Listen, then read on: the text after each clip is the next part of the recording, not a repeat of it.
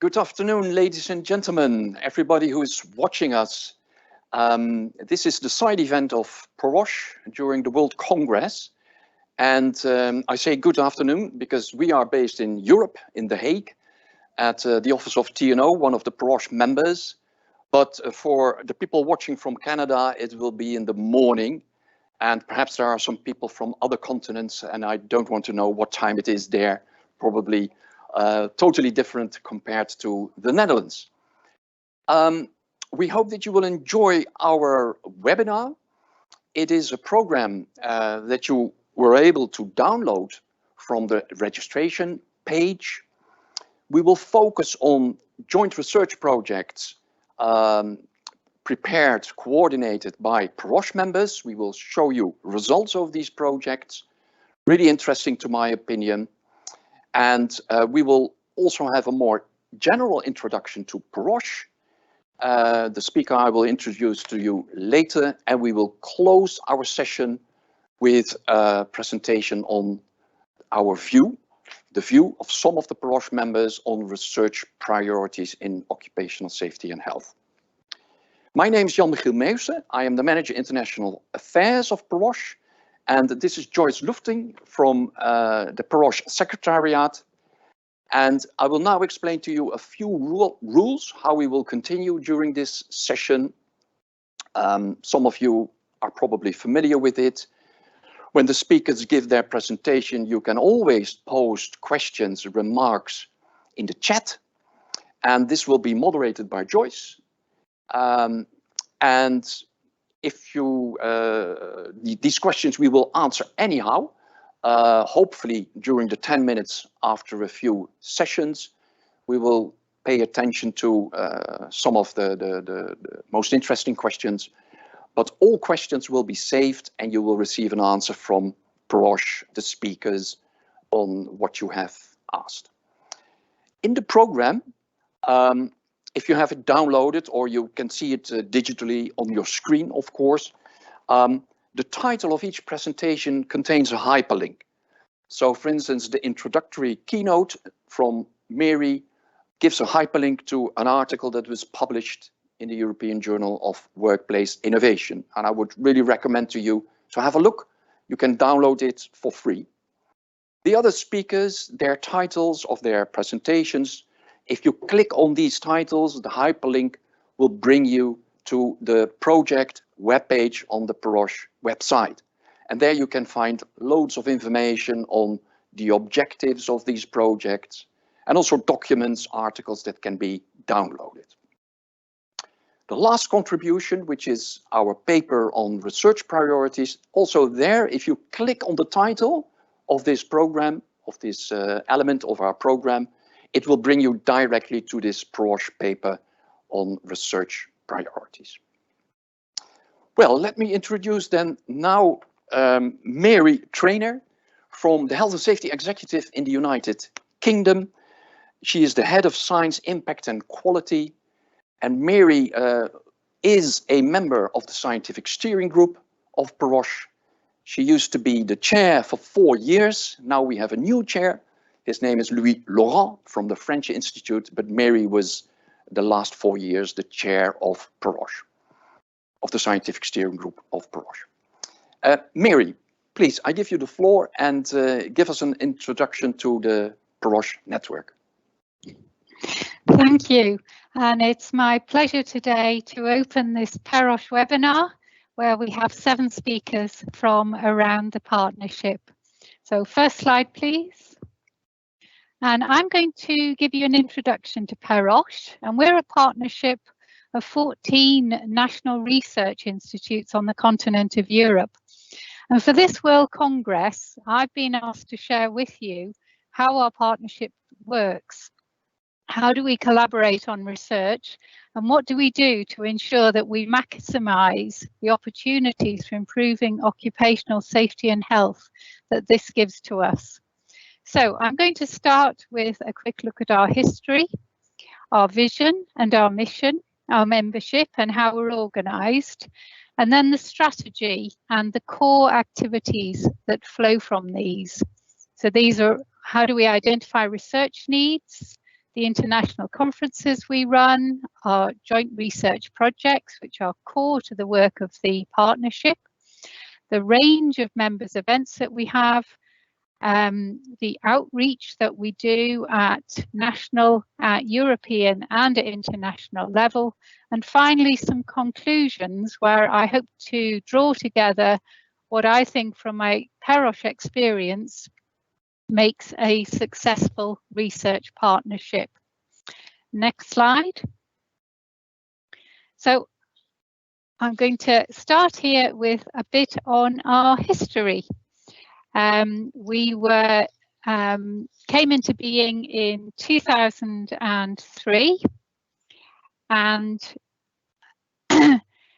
brought together a group of institutes which was already working together, but where that we recognised that we had the opportunity to better exploit the synergies that we have in our roles and research activities, and to gear the national funding that each institute has through collaboration.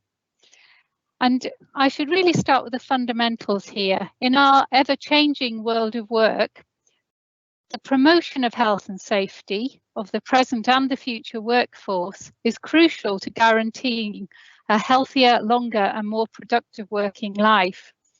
And our national institutes play a distinctive role in anticipating and creating and synthesizing evidence needs. And this evidence is used to underpin and inform the actions of our national policymakers, our regulators, our inspectors, health and insurance systems, and industry, trade unions, and occupational safety and health professionals. But we recognised that these workplace challenges transcend national borders and that we had an opportunity to work better together. So in 2003, we introduced our partnership. And since that time, we've been continuously reviewing and introducing new activities to strengthen our work together. We operate through a formal agreement, and you can see here at the bottom, a bit fuzzy, some of our institute directors who may be familiar to you from the International Congress on Occupational Health. So for instance, Sergio Iavicoli from Italy, Dietmar Rennert from Germany, and Andrew Curran from Great Britain. Next slide, please. And if you could click. So the PEROSH vision. This is that European policymakers, workplaces and other stakeholders across Europe are inspired by and use the knowledge that we generate in their efforts to develop innovative and sustainable workplaces which are healthy and safe. So this vision is about evidence. It's about synthesizing it, generating it, and transferring it to those who need it. But what I would stress is that it's not our role as a research partnership to develop policies or to carry out advocacy on those policies. Rather, each institute takes back the evidence that we generate for their engagement with at the national level with policymakers and stakeholders. If you could click on the tab, please. Each institute plays a key national role, and that's through affiliation either to government, to health and insurance systems, or to industry and trade unions. And so this gives us our mission to act collectively to strengthen cooperation on OSH research, to accelerate the generation of knowledge in key OSH areas, and to disseminate and exchange that knowledge and information. Next slide, please. And here are our 14 members spanning 13 European countries and giving us access to a pool of 2,000 occupational safety and health experts. And I'd like particularly to highlight our most recent member. That's the Swedish Agency for Work Environment Expertise. While every institute is a national research institute, I think it's also the case that every member is different. And that's one of our great strengths. Some focus on prevention of ill health, some focus on the evidence to enable return to work after ill health or injury, and some on gathering evidence from incident investigations to learn lessons to prevent future injury and ill health. And that means that across our partnership, we can call on a huge range of disciplines, epidemiology, physicians, ergonomics, data analytics. We also have a different status for each institute. And I think this really allows us to share our insights on how best to ensure that robust evidence is disseminated and used by those who need it at the national level. Next slide, please.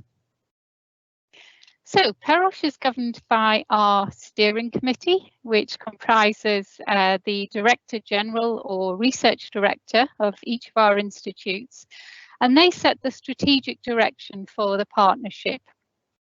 You see here Pauline Bonjer from TNO in the Netherlands, who is the current chair, and Georg Effenberger from AUVA in Austria, who is the vice chair. We have a scientific steering group chaired now, as Jan Michiel said, by Louis Laurent from our French Institute, INRS. And each of our groups meets twice a year in person, which might sound rather obvious, but I think that's an important part of the success of our institute. The opportunities this gives us for networking and to see in person the facilities and meet the researchers at each of our institutes. I'd also like to highlight Jan Michiel's role as our Manager of International Affairs, which is a key coordinating role supporting our activities. Next slide, please. And tab. So this is our strategy. We pool resources to create new knowledge. We disseminate, share and exchange knowledge.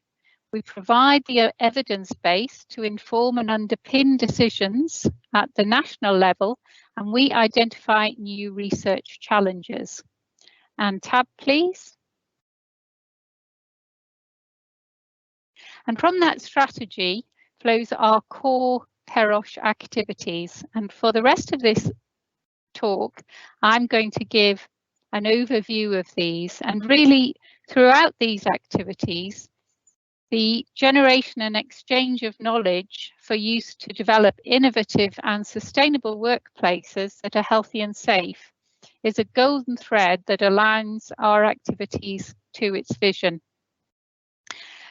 They include activities in relation to technologies, materials, equipment, demographic change, changing workplace practices, effective work organisation, and leadership to reduce occupational accidents and ill health while promoting well-being at work. Next slide, please.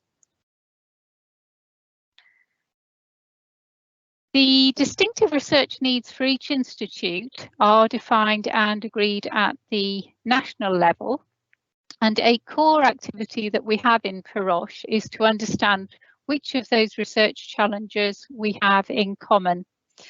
That supports the identification of synergies in our research programmes, the opportunities that we have to leverage national funding through our collaborative co-funded research, and awareness amongst policymakers and the wider research community in Europe on the evidence gaps to enable innovative and sustainable workplaces.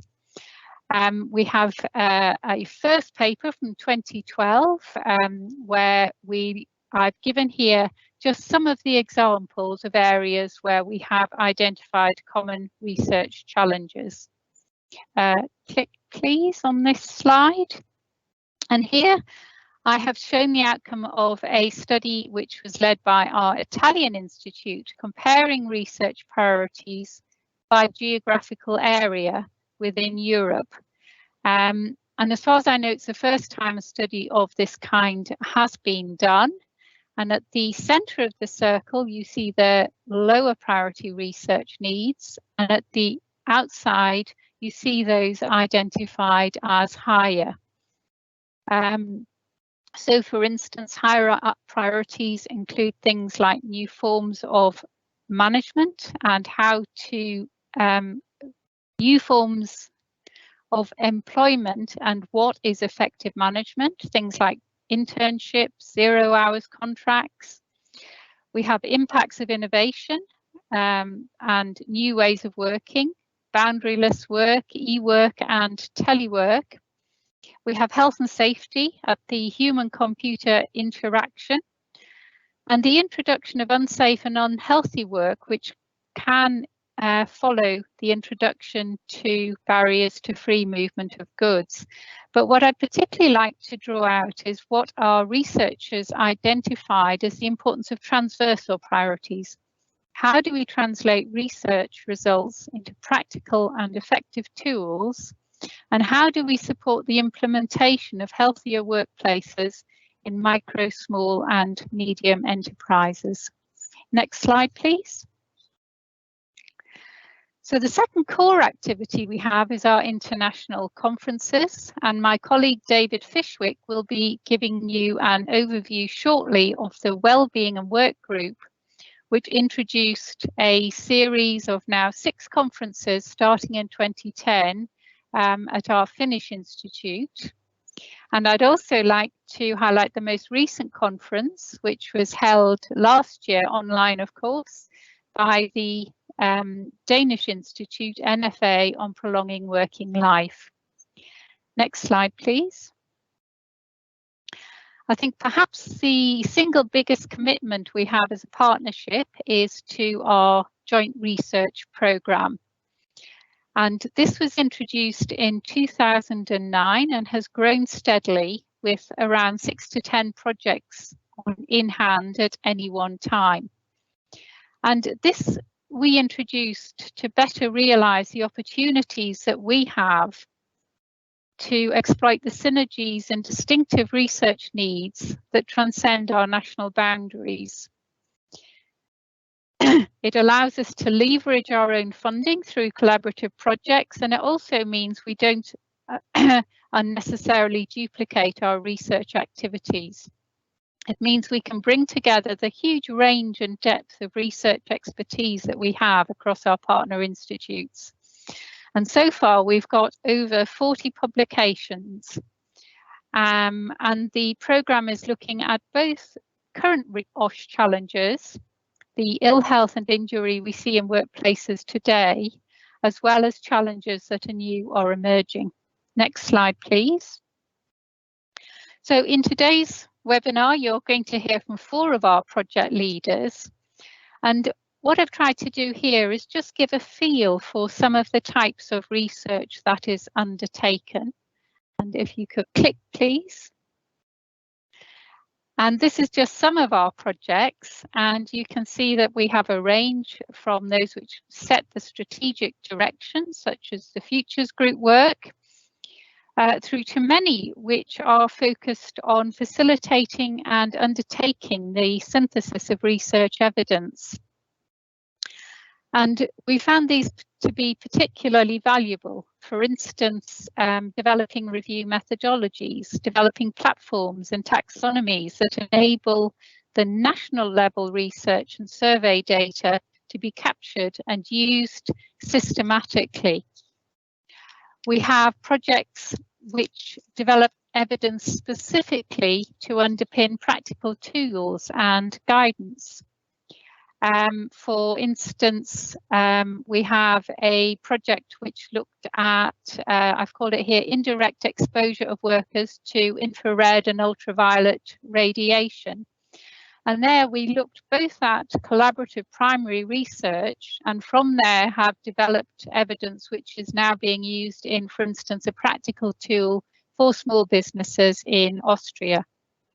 Next slide, please.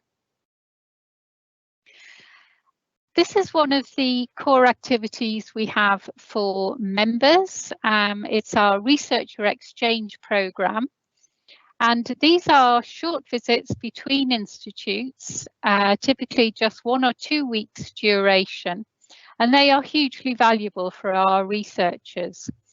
We can exchange practical knowledge on laboratory techniques. We can introduce the upcoming generation of researchers to how different institutes work.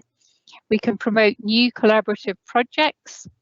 And I've shown here a picture of some of our researchers from BAuA and from CO in Germany and Finland, whose work led to an excellent publication on the impact of working times on well-being for healthcare professionals.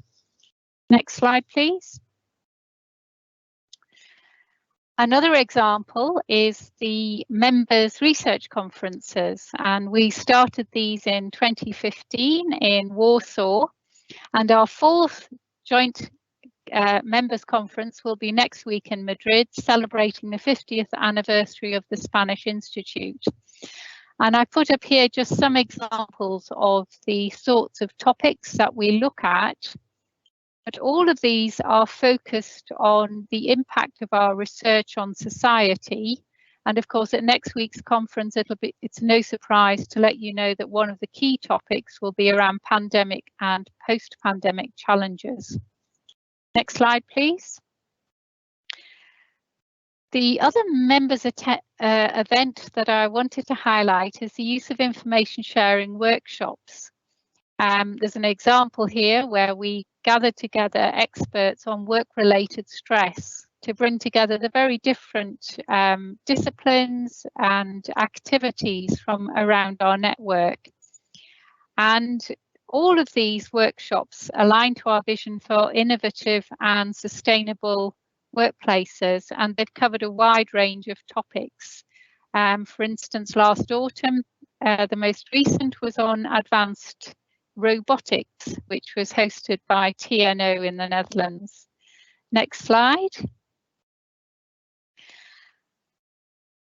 Something for me personally during the pandemic has been to highlight to me the journey that our partnership has taken since 2003 that's led us to the point where we've had a hugely valuable way of providing very rapid exchange of emerging information during the pandemic.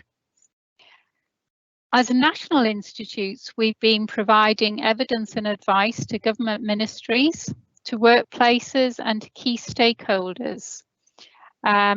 We've had COVID online meetings from the beginning, which I've chaired, and in March March of last year, we set up an online platform through our Austrian Institute, which enabled really rapid sharing of questions, queries, things coming up on a daily basis, new issues identified, and also to allow us to share emerging research findings from each institute ahead of publication.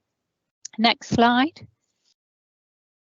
And just a couple of examples I've put up here are the sharing of information around respiratory protective equipment and other PPE, information on the emerging news on which workplaces had higher transmission, for instance, meat and poultry processing, and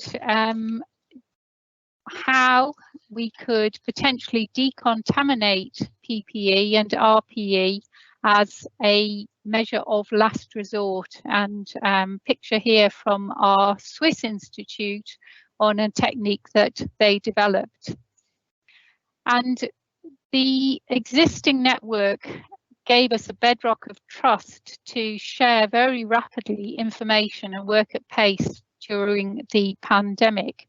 And just a couple of examples for myself from the Health and Safety Executive would be that it meant that we were able to engage very quickly 2 experts from PEROSH, David Fishwick from the Swiss Institute and Peter Paczewski from the German Institute, to be co-opted as members of the UK COVID-19 Respiratory Evidence Panel. And this group very rapidly did a critical assessment of the evidence behind the management of transmission of SARS-CoV-2, and their findings were used to inform UK public health advice. Next slide, please. And click. So our outreach activities are, of course, crucial. We have the work of each member institute at their national level. Click, please. We have our proactive dialogue at the level of European Union institutions, including EU OSHA and Eurofound. Click. And at an international level, we maintain contacts with global players in the world of occupational safety and health research. This includes biennial meetings with the International Sheffield Group of research institutes, our engagement with the International Labour Organization, the World Health Organization, and through our directors with the International Congress on Occupational Health. Next slide, please. So to come back to that opening question, what makes a successful research partnership? I put a quote up here from the International Labour Organization, who stated that PEROSH has strong national and regional European policy impact, and they produced a fascinating paper which brings out some core aspects of a successful network. The ones I think for myself from PEROSH I would highlight are the shared vision, our common status as national institutes, the fact that we have a formal status and coordination structure, the networking and events that we do, a common approach to research ethics and integrity, the trust that we've built up, and most importantly, our wonderful researchers around the institutes. So, next slide. Thank you for listening. And we will now be on to the question and answer session, followed by the talks from our other speakers. And I have one final slide for further information while we are doing the questions. Okay, thanks a lot, Mary. That was a load of information, really interesting. Do we have any questions, Joyce? Well, Mary, I think your presentation was very clear because I have not received any questions at this moment. But if you're listening and you still have a question, you can put it in the question box and we can answer it perhaps later on. Yeah, this can still be posted. I have a question to you, Mary, and then we will go on to the next speaker because time is a bit pressing. There are still quite a few European countries that do not have a member of PEROSH. Can you say a few words on that? When does an institute or organization, when does it qualify to become a member of PEROSH, and how is PEROSH dealing with this? Are we reaching out to those potential candidates or not? Maybe you can reflect a bit on that. Thank you, Jan Michiel. So yes, an excellent example is our newest member from Sweden. And for many years, Sweden did not have a national research institute. And so we had several discussions with the developing institute. But what we look at for any new candidate, and the decision is by our steering committee of directors, is do they share our vision? Do we have a common grounding and undertaking robust research, common understanding of the importance of research ethics, of integrity in research? And most importantly, are we doing that national level work with key stakeholders, with governments, with national insurance bodies and trade unions or workers' representatives? Yeah. Okay, thanks a lot. That makes things clear. So thank you very much, Mary, and perhaps more questions will come. We will save them and these can be answered later. So please, for those who are watching, you can still continue to post your questions in the chat. Then we will go on to our next speaker, Frank Bochmann from the Institute in Germany, our German member, one of our 2 German members, I should say. And Frank is in epidemiology, head of the unit on applied epidemiology in the Institute. And he is one of those project coordinators of our joint research projects, as Mary was explaining. And he will bring us to the dose-response relationship project. So Frank, please enlighten us about the DRR project that PEROSH did.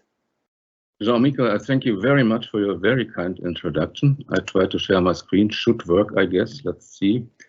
Oh, something has gone wrong. Let's see there.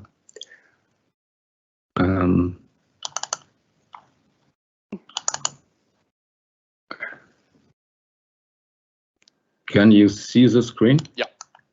I have some problem. To make it pin it. Full version. Yeah, let's see. Yeah, excellent. Okay, go away. Okay, good afternoon from this time zone in Europe to everybody. What I am talking about, what is this project about in general? Well, if you look about the occupational limit value setting in the different countries in Europe, but also in other countries like the US or China or Canada or South America, in this board and how these boards are working, you will identify 2 different steps or for achieving an occupational limit value. The first step in general is the synthesis of scientific knowledge. That means that you try to put together all the results, all the knowledge from, in general, epidemiology, toxicology, some mechanical approaches, or pathophysiology, or whatever. With this, you will end up with the point of departure, well, the end of science, or the or curve, a dose-response curve. That's based on science, and that's the very first step in this occupational limit value setting. The second step in general is that different countries have different, well, limit values, acceptable limit values, tolerable limit values, or even if you look at the different shape of the curve, they are different in setting this hockey stick models where they say, okay, up to there it's okay, and a higher risk is not susceptible or whatever. That means there are 2 steps. Science in the first one, summary of the science knowledge and the science of evidence. And the second step in general is to, well, adapt it to the national implication and the national requirements. Well, this project was about the first part, the science part, because we noticed that even there in the different countries, if you compare it, there are huge differences in how to put these knowledges together, how to summarize these knowledges, into how to find this point of departure, and how to define this curve, and for a starting point for the rest of the discussion if it comes to very country-specific needs. We used a sample substance, and that was 1,3-butadiene, to check whether this approach here in PEROSH will work at all, and well, this is this project about. These are the members of the cooperation with the IFA Germany, INSAE, NFA, and STAMI. And well, by this way, I have to say many thanks. Thanks a lot for all people, for all the institutes, for the efforts, for the work, for the support in this project. It was really, sometimes it was challenging, but I think we get some very good results by this. Well, let's see more in detail. What was our working plan? First of all, we have to develop a cooperation guideline and a method paper. That means how do we work together and how do we, well, identify studies, good studies, and whatever we need for the decision on how to continue. The second thing was we need, of course, literature research for the studies of 1,3-butadiene, then evaluation of all the studies, and then at the end, the analysis of the effect dose levels for 1,3-butadiene as an example for the scientific part. Well, the cooperation guideline method paper in the first step, it's mainly about the study quality, because a lot of studies are published, and we need an exact match to our question for the studies, and we need a good quality that we have for science, we can have in science to base on the further decisions. And this is the quality scoring we elaborated for the tox studies, for the toxicological studies. As you can see, the code 1 rating is the reliable without restriction, with some restriction, not reliable, and not assignable. We discuss this and we find this is good toxicological practice in some parts, and we try to use this for the further discussion or further decision, what studies do we use for the further process of this project. The same thing we did for epidemiology. Well, in general, if you look at epidemiology, there are two things that are important. The first thing is the exposure assessment, and the second thing is the diagnosis. And so we find a scoring for this exposure assessment. The best thing that could happen is, of course, if you look, I don't know whether you can see the cursor, perhaps you can, it's the direct measurement of exposure over time. Well, that's wishful thinking, mainly because it's not so easy to determine or to measure the exposure over the time for a whole period of life. Normally you end up with good quality studies, the quantitative specification of exposure or quantitative specification of different work activities with information, intensity, duration, and so on. Not so good is for this question we have, for this purpose we have, not so good as a professional job title classification of occupation. That does not mean necessarily that the study is a bad one, no less. But we have a specific question and we need information. If you do screening or something, this question this studies based on this can be very good, but they don't offer you any information about a dose-response relationship, but more about a workplace or job title relationship, what for a screening study may be a good one. Another thing we need, of course, is the diagnosis criteria and the diagnosis. Here you see the best thing, okay, that could happen is a specific clinical examination with validation. Sometimes we have this X-rays image processing diagnosis procedure, second reading, for example. In some cases we have two, but it's not very common. Normally, good quality can be started at level 2, let's say, that's usable. Not so good is if you only have questionnaire about the clinical checks, about the self estimation of persons is differ a lot from real clinical examination. There is another thing, but you will see this later on in the second part. In if you look there, if you have this EPI study, it's about diagnosis and it's about, in general, the exposure, but it's all about the design. And that, what you can see here is a rating about different things that should be considered if you say this is a good study, a usable study for this, or it's not. We use this not to rate studies, but to exclude studies from, for example, you'll see this later, you exclude studies from the literature research that cannot be used because they don't address the right question for this. Okay. I will give you an example only because due of the time for epidemiology and the literature research for epidemiology. What you can see here is the process. We used for toxicology, it looks about the same. So just an example here, it's for PubMed, Embase, Cochrane, Google Scholar. We used all these different databases to identify some literature. The second thing is we then found 86, as you can see here. Then some were excluded because unfortunately we cannot read Chinese. Some other was included because they do not address the right topic. It was the same study population. That's not very uncommon in epidemiology, that you have such kind of a living cohort.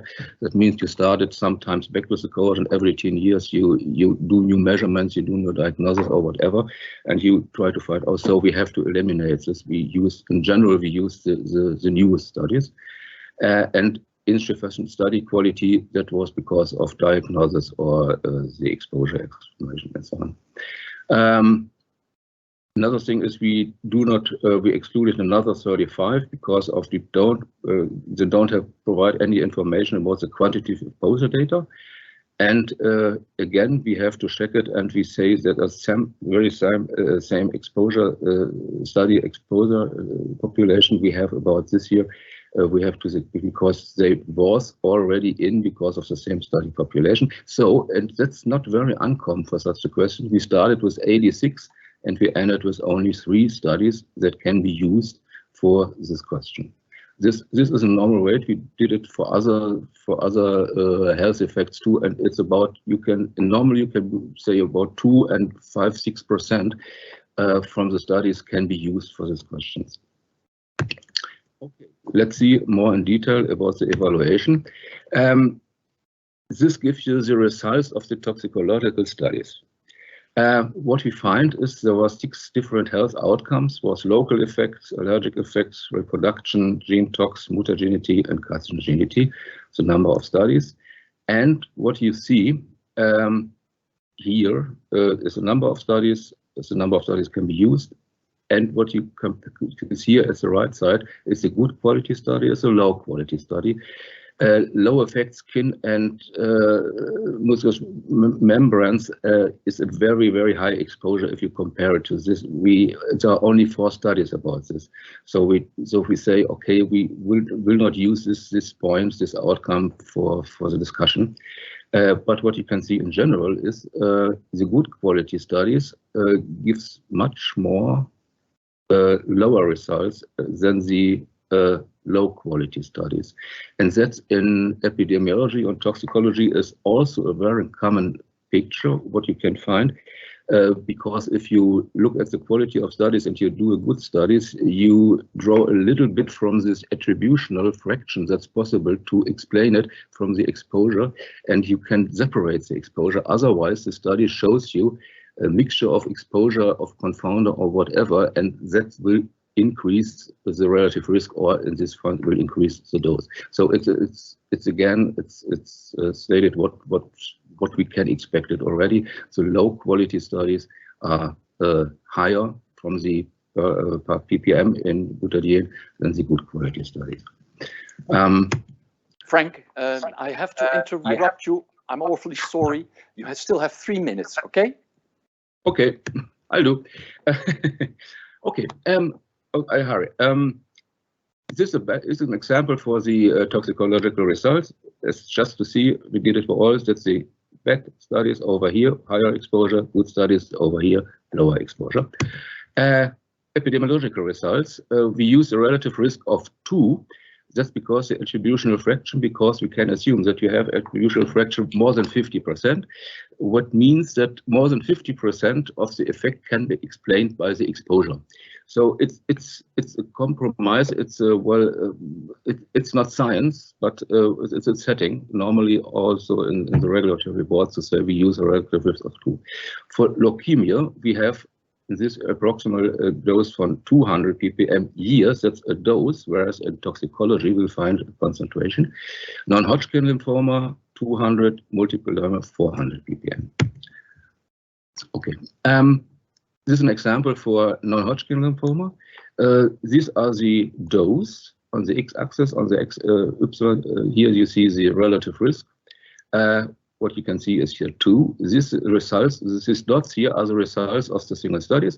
What you can see here, this dotted line is the direct link. This is a linear link, and you can see the linear link only offers, or the linear curve only explained a variance of 11%, whereas if you use a square function, you can find more than 50%. That we use this, and the first time this curve with this function intersects the 2 line. The relative risk of 2 line is about here, and that is, you can see this right, 200 ppm. We did this for the other one. We checked different function, and so we came to these results. Okay, results. There are well-developed methods in general to qualitative scientific hazard identification from epidemiology and toxicology. We knew this already, but there is a lack of good science methodology to determine the combined quantity dose response relationship from tox and EPI. That was a discussion, a very long discussion also in this working group, how to combine it. I think it would perhaps a good idea in this PEROSH framework. If we ask the question, what can be next? We can see that there's a need for a framework that combines epidemiological and toxicological data. We have to go a little bit in detail with this, but I think it would be possible if we make this in a scientific sense comparable. It should be possible. I know there are some approaches, but are not generally accepted. But that's another thing. And of course, we can continue this project to develop unified scientific basic in rulemaking for other substances, first of all, but also, as I mentioned before, for the combination of epidemiological and toxicological data. Well, that's a little bit about the perspective and what should or could be next. Okay, that's it. I thank you very much for listening, and I stop the screen sharing. Yes, you did, indeed. Fantastic. Yeah. Thanks a lot, Frank. And we will continue with the next speaker. And then after 3 speakers, we will have the Q&As if any questions were posted in the chat. So people who are watching, you can still post questions to Frank and also to the next speakers in the chat, and Joyce will moderate these and also send you a notice that the question was received. We will go on with our valuable Danish colleagues from NFA, Denmark, Mette Madsen, who was the project coordinator. This project just recently closed, and she will share with you the results of this very interesting project on exposure that waste workers perceive during their work. Mette, please. Thank you. And I will present this review study about biological risk associated with the collection of municipal waste. It's a study done together with the PEROSH. Oh, Mette, you should have full screen, please. Sorry, yeah, of course. Yeah, you see it now. Yeah, thank you. Thanks a lot. Yeah, yeah, and it's done together with the PEROSH colleagues.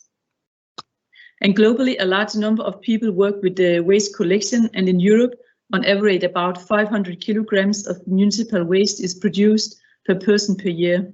And changes in the waste handling, as well as the improvement in the waste management, serve to increase the recycled waste. The review study I will present today was initiated based on the need of a basis to evaluate risks caused by waste collection workers' exposure to bioaerosols, and to obtain knowledge about potential measures to reduce the exposure. This is further warranted based on the new regulation on the waste sorting in Europe and the changing climate with the increasing temperatures.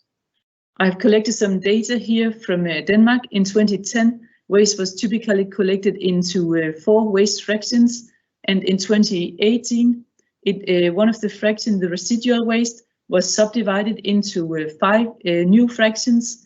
And we could see that they were collected on average less frequently than the waste in 2010. In fact, it was on average collected every 28 days, and before it was every 10 days. So we expect that this could cause a higher exposure.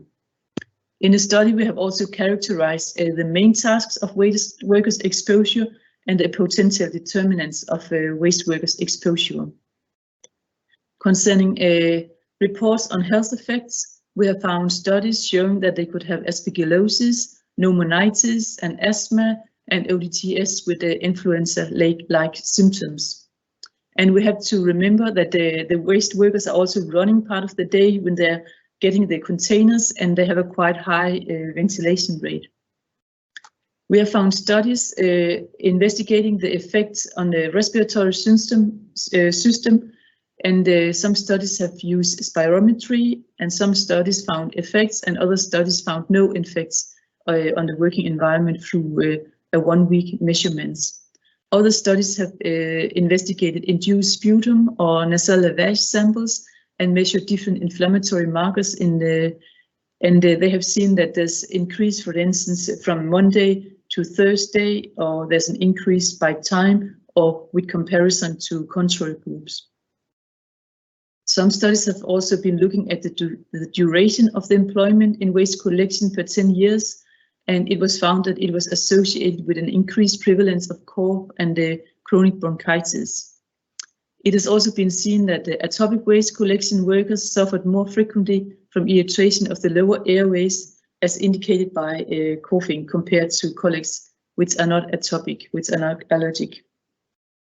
So it was clear that there's an exposure through the airways, and several studies have also measured exposure of the airways. Many of the studies are quite old, but there are also newer studies, and some studies have been studying the association between exposure level and health effects. And when we started to collect these data, it was clear that the studies were of quite different sizes. So therefore we present the data here as bubble charts, where you can see the larger bubble, the larger was the population studied. And we could compare it with outdoor reference level, the blue line, and you can see the exposure was in general higher to endotoxin than outdoor levels. Endotoxin is from gram-negative bacteria, and its median or geometric mean value is presented. So it means a bubble could also, that one exposure level, one bubble, also consists of a very different exposure levels. There have been suggested exposure levels for workers in general, about 50 endotoxin units, and we could see that many of the geometric mean values are smaller than that. But there have also been studies done for particular waste collection workers, where they have found that around 10 endotoxin units are associated with the different symptoms of the airways. We have done the same study with bacterial exposure, and there were much fewer studies with the bacteria. And again, we have divided them into different waste types. And again, the size of the bubble illustrates the size of the study. There's no exposure or suggested exposure limit for bacteria, but we could see that in general, the exposure is higher than reference levels. And some studies show that around 1,000 bacterial exposure to around 1,000 exposure for waste collection workers has been associated with the eye irritation and the nose irritation and unusual tiredness. But we don't see any systematic association between the type of waste collected and the exposure level. And the same for fungi, there was no systematic association between exposure level of type of waste collected. And these studies are all quite old, so they were not divided into so many fractions as the waste is collected nowadays. But for fungal exposure, some studies have shown health effects for waste collection workers here in the higher end of what workers were exposed to. Some studies, or several studies, have also studied the weekly dose of fungal exposure and found an association to gastrointestinal symptoms. It is not clear whether it is actually the fungi themselves which cause the health effect, or whether it's a proxy for something else. And the exposure route studied in these studies was the airways, what was through the inhalation, and part of it will of course be swallowed, but there's also a risk that workers could be exposed through their hands, or it could be some particular species known to produce some mycotoxins, etc. Some studies have also measured exposure to a particular fungal species, Aspergillus fumigatus, and here there has also been found some studies showing association between exposure level and symptoms of the airways. Nowadays, new methods have gained ground which allows researchers to identify bacteria and fungi to genus and species levels. These methods include, for instance, next generation sequencing and multi-TOF MS. Using multi-TOF MS, new studies have shown that each worker is every day exposed to many different fungal species and even more bacterial species. In most published studies, however, these microorganisms have not been identified. There are some fewer studies which have identified selected pathogens, as for instance E. coli. but we think that it could be relevant to identify these microorganisms in the risk evaluation, because some species are known to cause infections or to be antibiotic resistant, allergenic, or are able to form biofilm or produce mycotoxins, etc. And here are some examples from the waste collection workers' exposure, where, for instance, Salmonella has been found, or Penicillium species, which can be allergenic, and Aspergillus niger, which can be cytotoxic, etc. But yet we do not know whether it is actually these organisms which cause the health symptoms. And for many of the bacterial or fungal species found in this working environment, the information necessary to evaluate the potential risk is not available yet, as some species are not very well described. Here you see some examples from the waste collecting workers' exposure. It's very composite, and it's probably also because the waste consists of so many different materials. But as the method for identification of microorganisms become better, it is also becoming clearer that information about many of the species observed is lacking. However, information about the effect on human health is crucial for making the most informative risk assessment. In addition, we do not know how important is the viability of these microorganisms. We have also been looking at factors affecting the exposure level, and one factor is very clear: temperature. Increasing temperatures is associated with increasing exposure to endotoxin and gram-negative bacteria and fungi in general. And for work tasks, it is also quite clear that the person who is collecting and emptying the waste container is exposed to higher level than the person who is mainly driving the truck. But in many studies, or but sometimes the workers are also doing both work tasks. But in general, it is the waste collection which causes the highest exposure. Then, as mentioned previously, the type of waste, it is not clear how it affects the exposure level. And this could be because nowadays waste is often collected in containers with 2 rooms. So maybe the residual waste and the bio-waste is collected at the same time, or glass and metal is collected at the same time. And furthermore, some waste is collected, placed in the containers directly, and other things is packed. And this may make it difficult also to interpret the results. However, we have been looking also reanalyzing published data on the microbial composition of waste workers' exposure from the few published studies. And here we could see that the microbial composition of the waste workers' exposure has some similarities between the different types of waste, but also some dissimilarities. So we actually find a significant difference between the composition of workers collecting bulk waste and residual waste. So maybe this will also be reflected in different health effects on the workers.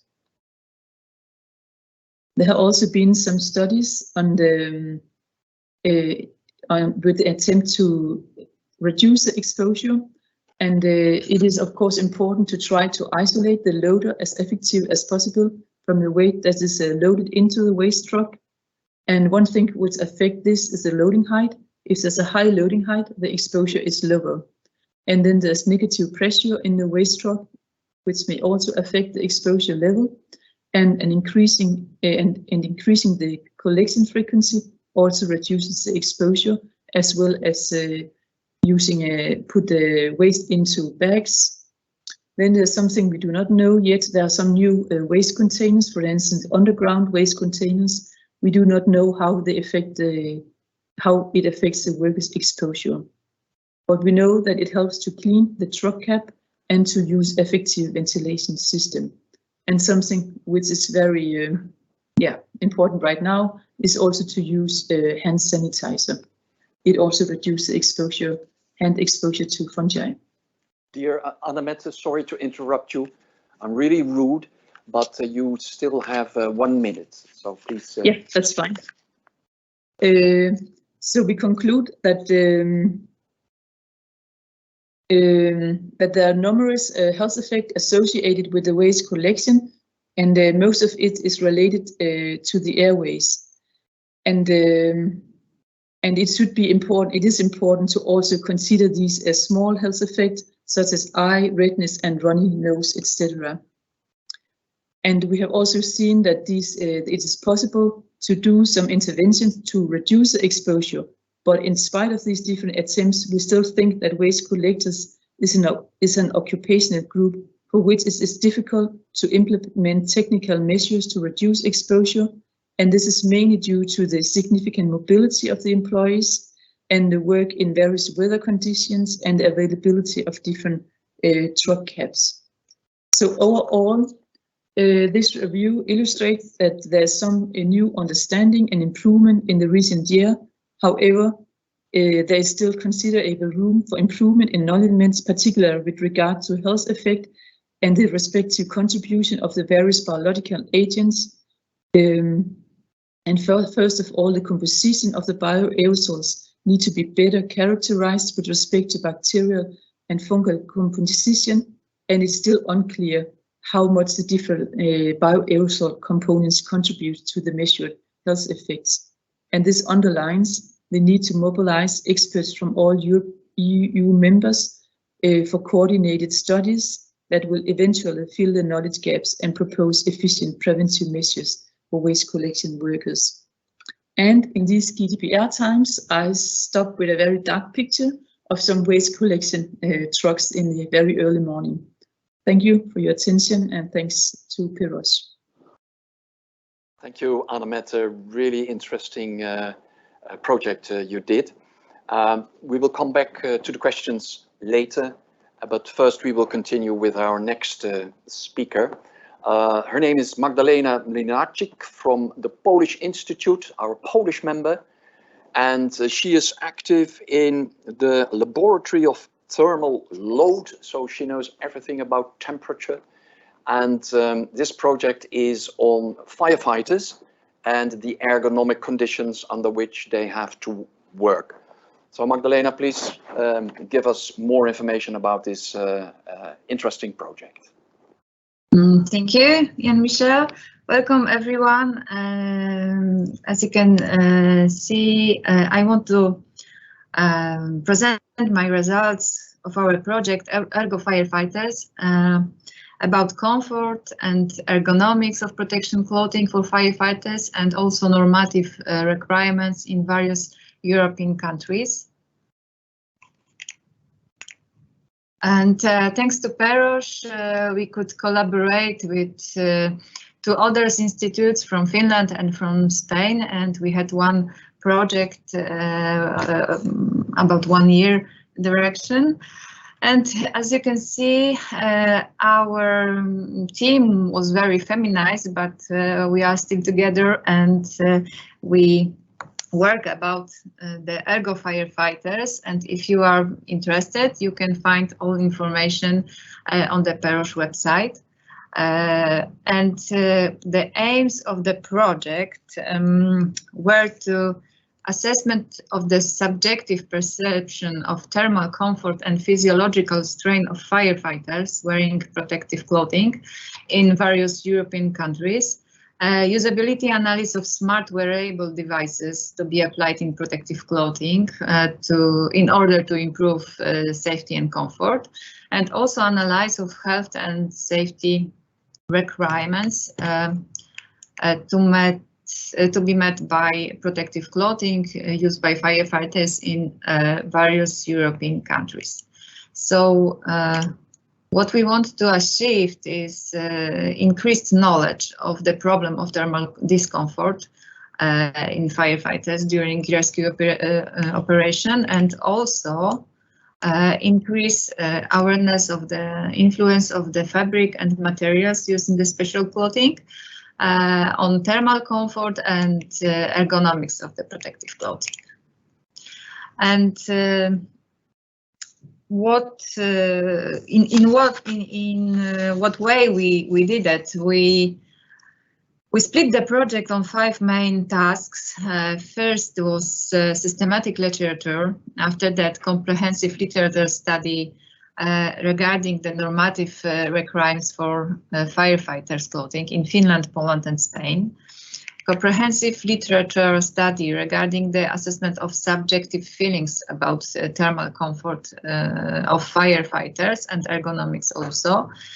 Analysis of normative requirements, and the last one, preparation of the final report and publication. So some words about methodology. So we selected 5 databases for all institutes, and we selected also keywords which we used in this systematic literature. So it was firefighters, thermal comfort, protective clothing, subjective feelings, and also cooling and heat strain. And we also suggested that the criteria of the literature study should be that the publication should be from the year 2000 onwards, and we analyze only the articles from European countries. And about the normative requirements, we analyze the European Union regulation and also national legal regulation in Poland, Finland and Spain. And some words about the results. We found more than 50 articles about the firefighters, but after the critical research, we selected 33 articles for analysis. And some brief statistics that the topic is still valid as evidenced by scientific articles published in recently years. And the largest number of articles on the firefighting working conditions were published in Finland and in United Kingdom. And also we saw that in most cases the tested group was composite by less than 10 human subjects, and in majority the volunteers were firefighters, not only the volunteers but also firefighters who worked normally in fire service.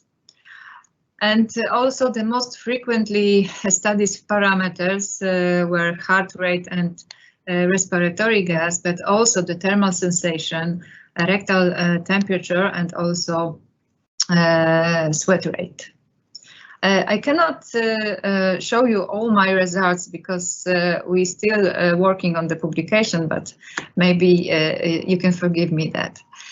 And now all articles we put to one table where we try to answer the question who, when, who was the subject, what was the nationality, what about the exercise mode, and which methodology were used, and the last one was results and conclusions.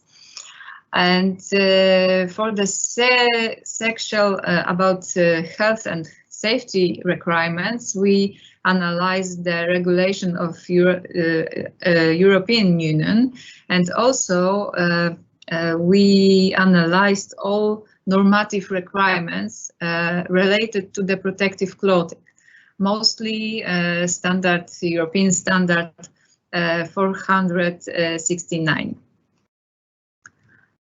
And also we analyzed national regulation, and we saw that the national legal regulation are different in our countries. For example, in Poland we have to the firefighters clothing should have the certificate CE, of course, and two European standards. And after that, the clothing should have also the certificate of admission, one of our institute. And in Poland, we have two types of clothing. One special clothing, jacket and trousers, and light jacket. And we have also information about color outer fabric. about pattern, but we don't have enough information about the composition of the fabric. For example, in Finland, also the certificate of CE to European standards, but for example, in Finland, they had 4 types of clothing. Special clothing is the jacket and trousers, and also light clothing, jacket and trousers.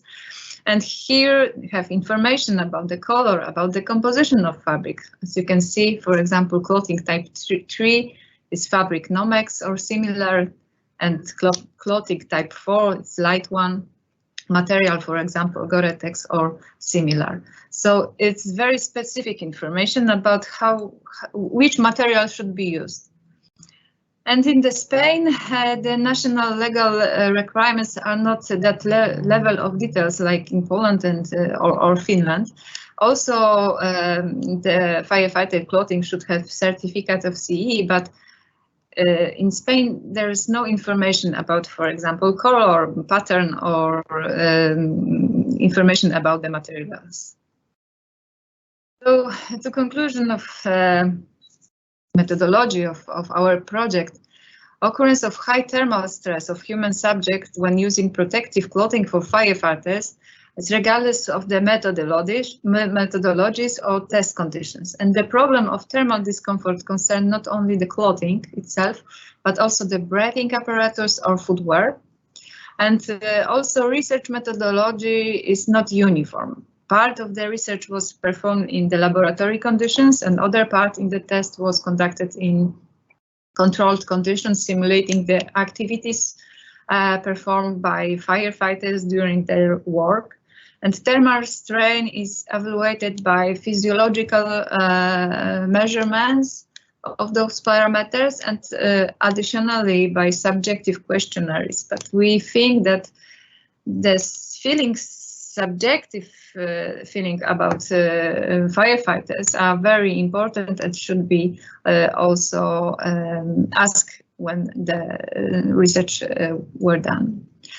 And one general conclusion that there is a need of changes in clothing for firefighters.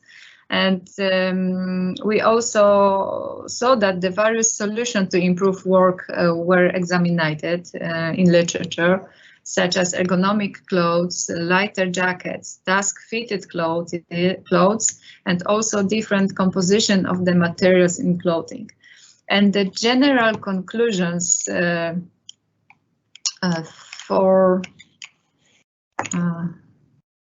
sorry, I have one problem.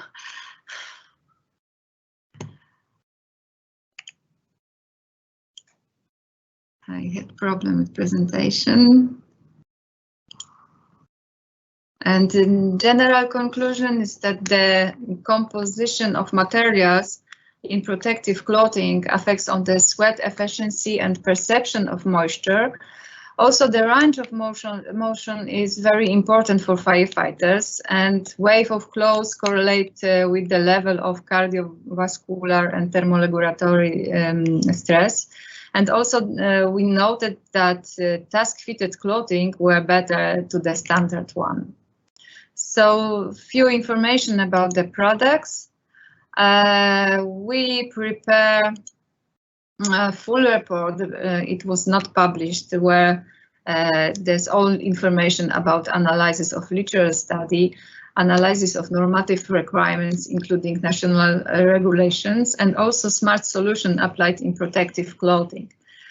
But we also prepare some short version of the report, and we want to also prepare it in national languages. And also, if you are interested, you can find it in this short report on the PEROSH website, in the repository. And we also prepared 2 publications about comfort and ergonomics of protective clothing, and the second one about smart solution. And we want to publish it in the National Journal of Biometeorology. but we are still working about the publication. And the last one, we also prepared the brochure, which are published now. And also we want to do this in national language. Now it's in English and in Polish, maybe in Finnish and Spanish will be soon. And also the English version you can find on the PEROSH website. So some information about the funding, and once again, thank you, PEROSH, to this project, and thank you for your attention. Thank you, Magdalena, for your presentation on the Ergo Firefighter project. Sounds really interesting. We will now look at some questions in the chat. So people who are watching, you can still post your questions on the last 3 presentations. Please do so. After that, we will have a short break, and then we will have again 3 speakers of PEROSH in this webinar. Again, please, if you have downloaded the program or if you look on it at your computer, you can click on the titles of each presentation and it will bring you to the PEROSH website, as Magdalena and the others were referring to, where you can download all these guides, brochures, articles if you are interested. And Magdalena, I was happy to hear she also mentioned the PEROSH repository. So we have a full collection on the website, publicly available for everyone, all experts, all practitioners in occupational safety and health. You can search on it with several terms, several words, and you get articles, reports available for you to use, to download. Now, Joyce, do we have any questions? Well, I think that the presentations were really clear, so thank you all for that. Therefore, I haven't received many questions just yet. I did receive, however, 2 questions for Mette regarding the waste workers project. 2 questions by Anka from INRS. And the first question is, will there be a follow-up on the project? Okay, Mette, will there be a follow-up on the waste workers project? We have discussed about doing a similar study, but for the waste sorting, but we haven't decided it yet or asked for it yet. But we think it could be relevant also to study the waste sorting plants. Sorry, the waste sorting plants? Yeah, where they receive the waste, and yeah, because it's in an enclosed environment, so it might also be relevant to study the workers there. Okay. But we haven't decided yet, no. Okay. And of course, we also think it could be relevant to continue with the practical studies where we actually measure on the workers. But yeah, yeah, it also demands that we apply for a big study. Yeah. Yeah. And this is a question from my side. Did you communicate some of those results to perhaps municipalities? At least in the Netherlands, municipalities are responsible for waste collection, so that they know what to take care of, or is that something that will come later? We have presented the results and some at some meetings, and we have also made some bullet points of the results, and also for some workers' unions. Oh yeah, for the trade unions. Yeah. Excellent. Okay. And I think we had a second question. Second question. And that is a question again from INRS, where the question is, how about multitasking? Because waste collectors, apart from separating all the waste in these collection centers, they go on the road, they drive, they have to lift heavy loads. Yeah. Did you somehow also take this into account when it comes to risk assessment of this type of job? No, in this study, the focus was totally on the biological exposure and the health effect associated with that. But for sure, it could also be relevant to study ergonomics, and it could also be relevant to study. I know we have got questions from waste collection workers that they feel that they are exposed to a lot of dust in the barbecue season. So it could also be relevant to consider other particles in the exposure, but we haven't. This was focused on the biological working environment. Okay, thanks a lot. Any more questions? No, I haven't received any. Okay. Then I have one question to Magdalena from the Firefighters project. Magdalena, I was wondering, did you share your findings with, let's say, the producers of clothing for firefighters? Are you somehow in touch with these producers? Yes, we are in touch, of course, normally, but we also send the brochure in Polish language for them. So yeah, they know all information about the project and about the results. And I think when the publication are ready, maybe in a few days, we also could send all information also for other researchers. So it's very important for us. Great. And I think in your lab in Warsaw, you can also test this sort of clothing, can't you? Yeah, yes, we tested the thermal insulation of this one. And if I can say that the PEROSH, the Ergo Firefighters project was the one part of the also project about firefighters, about the thermal insulation of the firefighters clothing. And we saw that the insulation is very high, but we had the problem because we have had two ways. One big, huge insulation is a problem for the human, but the other side, it's a better barrier between fire and human, and it's a problem. You want to be protected, clearly. Yeah. So we are still working about the firefighters' clothing. So maybe we can change clothes not only in Poland, but maybe also in Europe. Yeah. Okay. Okay. Thank you very much. And thank you, Frank. If you are still there, can I ask a question to you? Or yes, I am. Yeah. Of course. Frank. Okay, you're still online. Fantastic. We are discussing a possible extension also of the DRR project, dose response relationship. And what substance do you believe qualifies best for more research, which bears the highest risks for workers?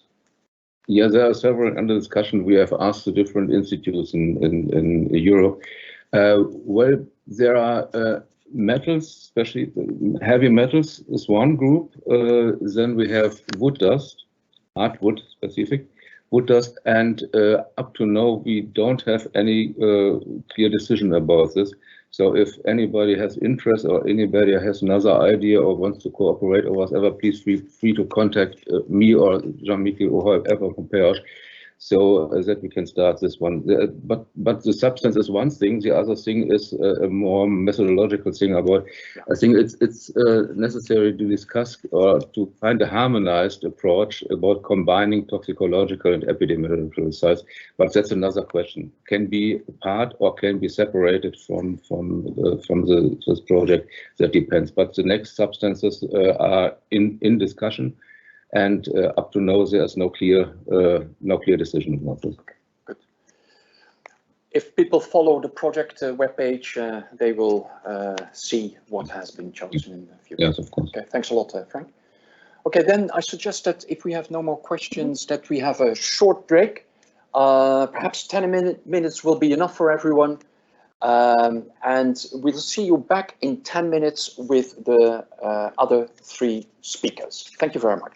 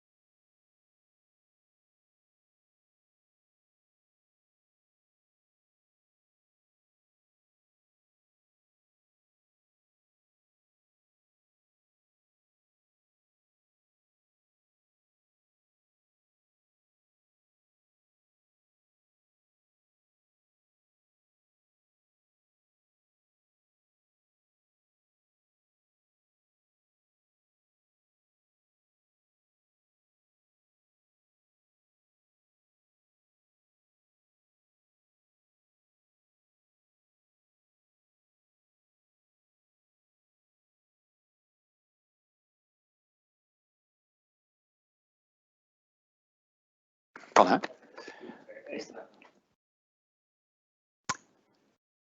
Hello, we are back again in the PEROSH webinar as side event to the World Congress. Welcome everybody. Welcome to our speakers. And I see that Magdalena is still on board. Sorry, Magdalena, I am bothering you a lot because there is another question that came in. And perhaps you are able also to reflect a bit on that question. It was more a remark, but as soon as you post something in the chat, we consider it as a question, of course.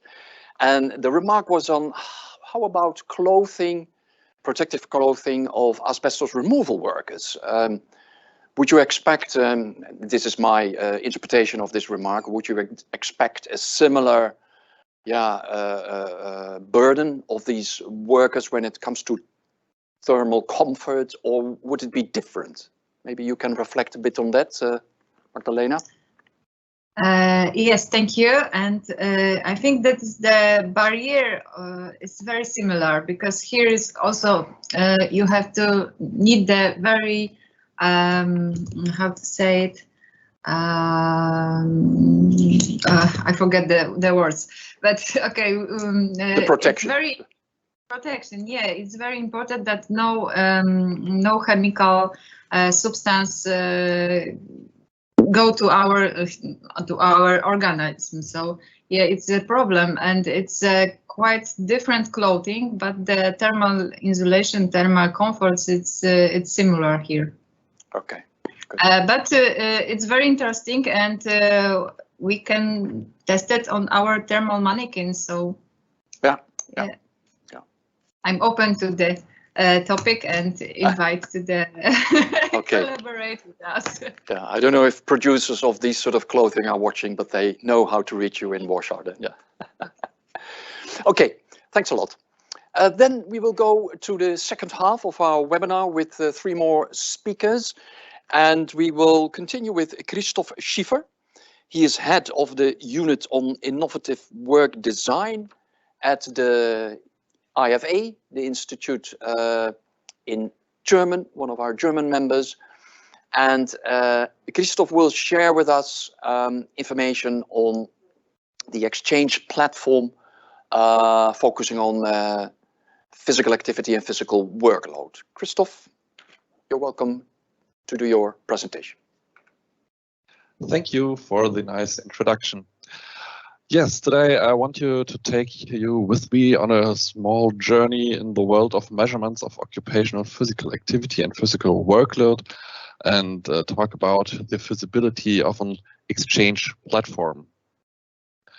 Just to start and to give you a first insight, what does it mean to measure physical activity and physical workload? This is a very simple starting example that we have.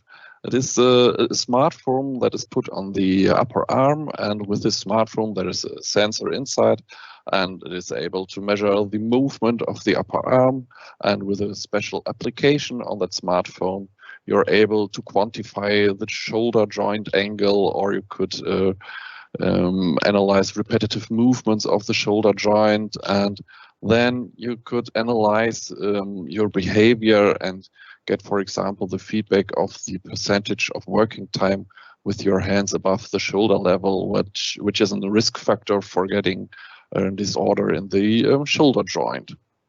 And the nice thing of this kind of technique is it's available for everybody that is able to handle a smartphone. So you get a lot of people that could do such measurements, and it's very cheap and easy in the handling. On the other side, there's another example of movement analysis and motion tracking. This is an expert measuring system that is used to do workplace analysis, and you see here the brick laying in a cement kiln of a cement factory, and there the worker has also to work over the shoulder level with his hand and has to place the bricks there, and it's sometimes combined with work with load handling, and then we can do analysis on this workplace. You see in the graph below the angles in the graph showing the arm elevation or the shoulder elevation of both sides arms. So with this kind of motion tracking of the whole body, we are able to analyze the joint angles of the full body or forces, external forces or load weights. And from those measurement data, we can derive other information like joint angular velocity or joint moments or the compression force in the spinal, in the back. And also analyze repetitive movements and getting also statistics on the percentage of working time and unfavorable postures and movements and a lot of more things. But combining this motion tracking also with other sensor technology makes it very complex and more expensive, and it's just for experts to use something like that. So it's just a small part of people doing measurements like that. But both systems have things in common. For example, the joint angles or the percentage in unfavorable postures. And in the previous projects, there were, from the PEROSH partnership, there were recommendations developed for procedures to measure occupational physical activity and workload. And they focused already on one body region, on the arm elevation at work, and on behavior, on sedentary behavior at work, and described there which technique is feasible to do measurements at the workplace for analyzing the risk factors on that body parts. And what we could learn from it, or what we describe within these reports, that there are a categorization of different measuring systems, as you've seen at the beginning. If we start with the first category, that's only 1 or 2 sensors that allow the analysis of one special body part or body region. And then there's a second category using even more sensors that allows, for example, the analysis of an extended body region, for example, the upper arm or the back and the upper extremities. And then in the third category, then we think about multi-sensor systems that that bring together several sensor types and a larger number of sensors. And with this kind of systems, you can do full body movement, for example, in combination with EMG or force measurement, and so on. And with the increasing number of the categories, the sensors and the different sensor types increase, but also the effort and the complexity and handling those systems increase. And the accuracy of those measurement systems increase. But it is easy to do measurements with one sensor in the category 1. So it's this kind of categorization has its benefit in doing large studies with a lot of subjects. And the third category is the advantage to have a very detailed analysis, but it's not possible to do this with large samples of subjects. So all categories have their advantages and disadvantages, and we describe them and bring them together, and they have information that are interesting to exchange and to bring together. And that's why we thought about, would it be nice if we are doing a lot of those measurements in a similar way and analyzing them in a nearly similar way? Wouldn't it be nice to have an exchange platform to do directly exchange on it? So we don't have to start with a literature review and decide which paper is of interest and which not, and what are the inclusion and exclusion criteria.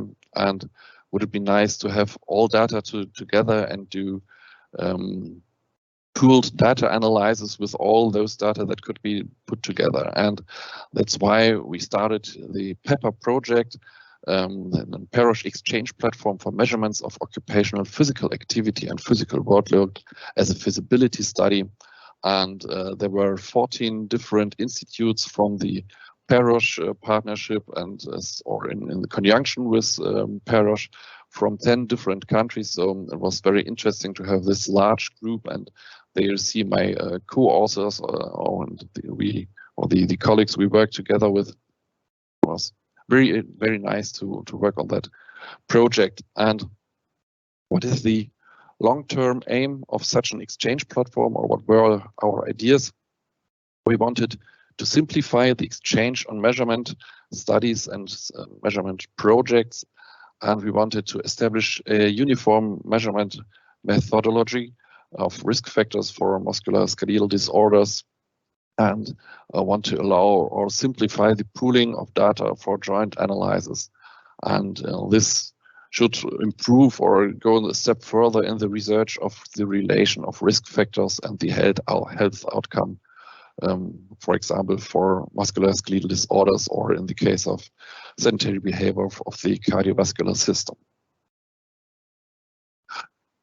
The aim of the feasibility study itself is to make progress in the harmonization of data collection and measurement methods, as they seem on the first sight to be very similar, but they are also very different.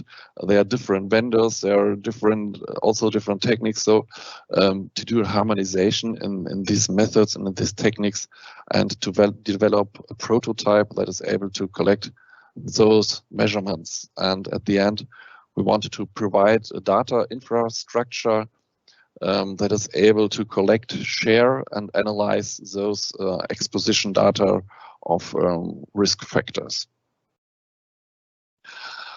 To build up such a platform, it would be a very big thing to start with all thinkable solutions that are available. So we focused on just the first two categories to make it a little bit simpler with the start, and focused on those both recommendations that were given on sedentary behavior and arm elevation.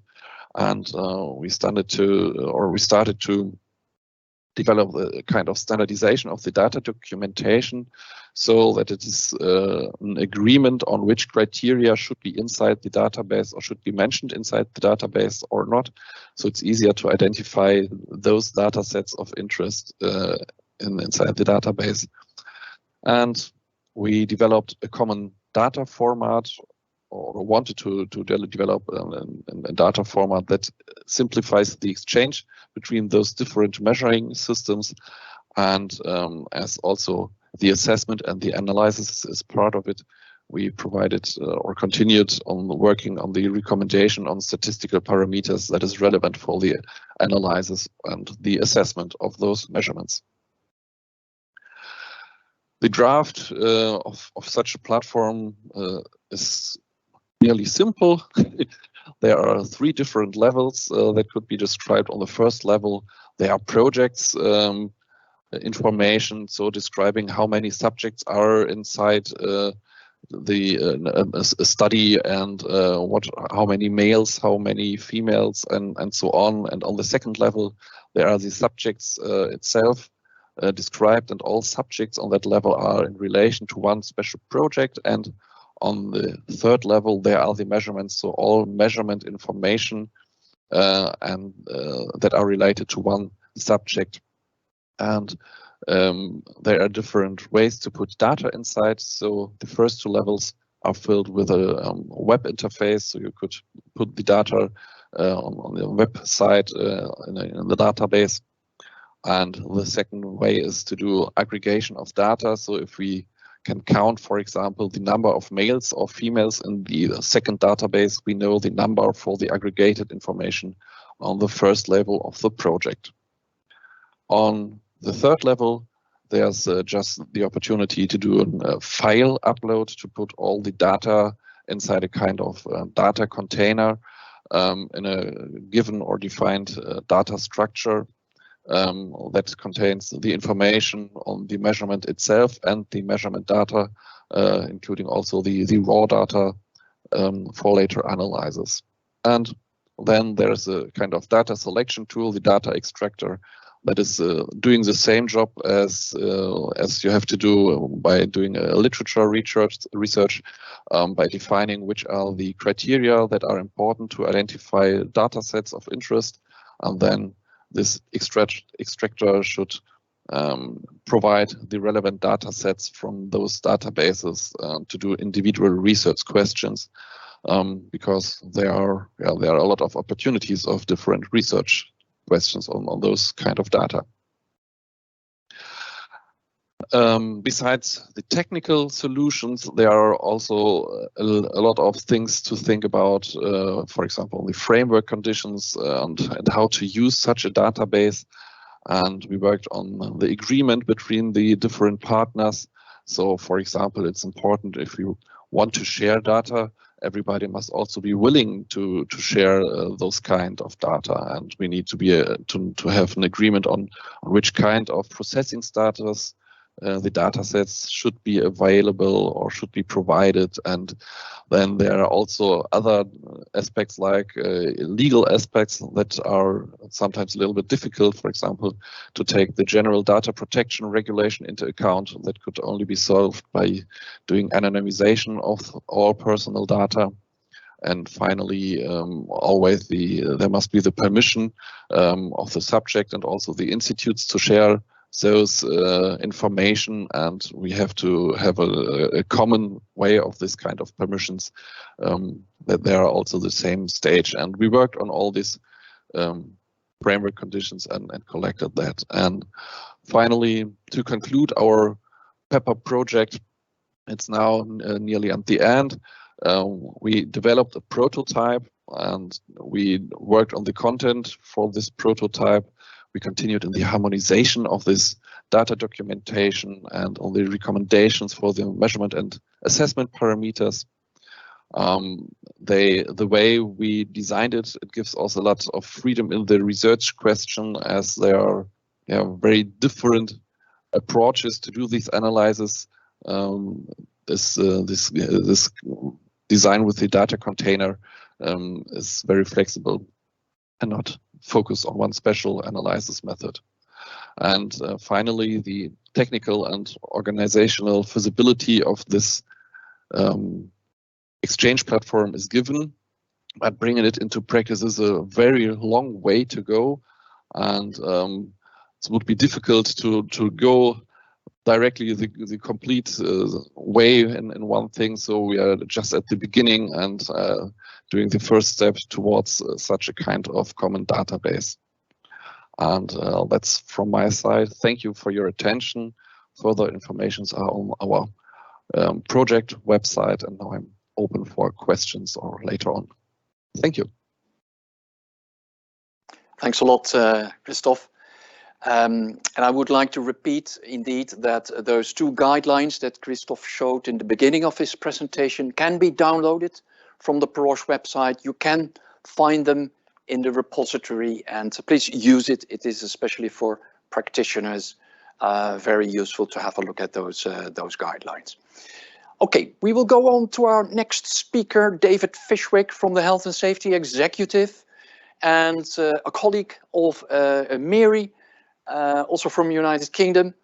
And David is also Chief Medical Advisor and already a long-time coordinator of the Wellbeing group, I would say, because this was a project initially, but gradually developed into a platform or a group. We haven't really found the correct term for it, but it is more than just a project. It is continuously going on with loads of activities.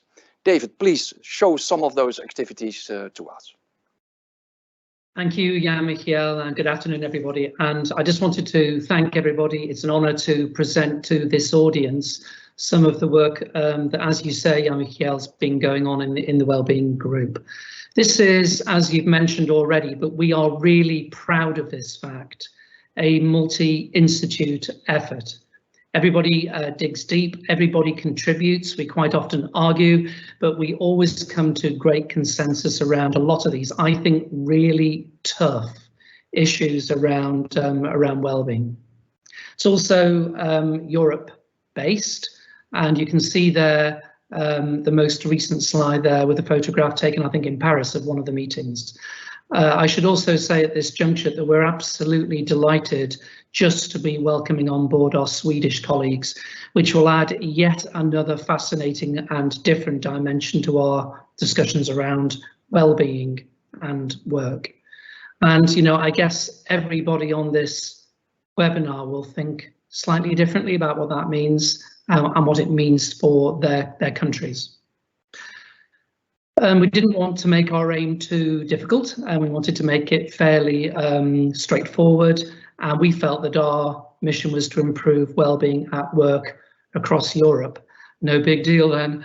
This is obviously quite a big ask, but what we were very keen to do from the outset, as you say, in this platform project for PEROSH, is to try to use real-world examples, to use appropriate language, perhaps to be something slightly different than a pure, maybe either academic approach or policy making approach, to knock our heads together. And in a sense, what it has done, it has cut out the cold calling.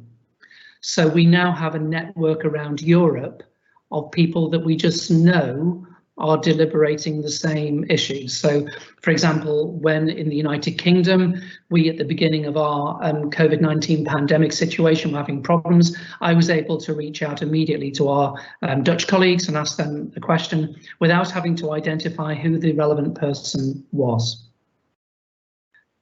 You know, I guess some people on the call may say, well, why bother? Why is well-being so important? Well, I think it is a common term now used by policymakers. It's definitely used by researchers across Europe and of course beyond. There is a massive potential to improve the working lives of individuals, and you know, what worse time to deliberate these issues given what we've all been through and are continuing to be through. But even before the pandemic struck, there were very significant drivers to consider wellbeing at work. And I've just put a few down there, but you know, they clearly included things like changing population demography. The world of work was already beginning to change. Financial requirements of people having to stay and work longer, extending their working lives in good jobs rather than just any old job. And of course, sort of the altruistic point of view here, just doing the right thing. That's got to be an important thing for employers to do.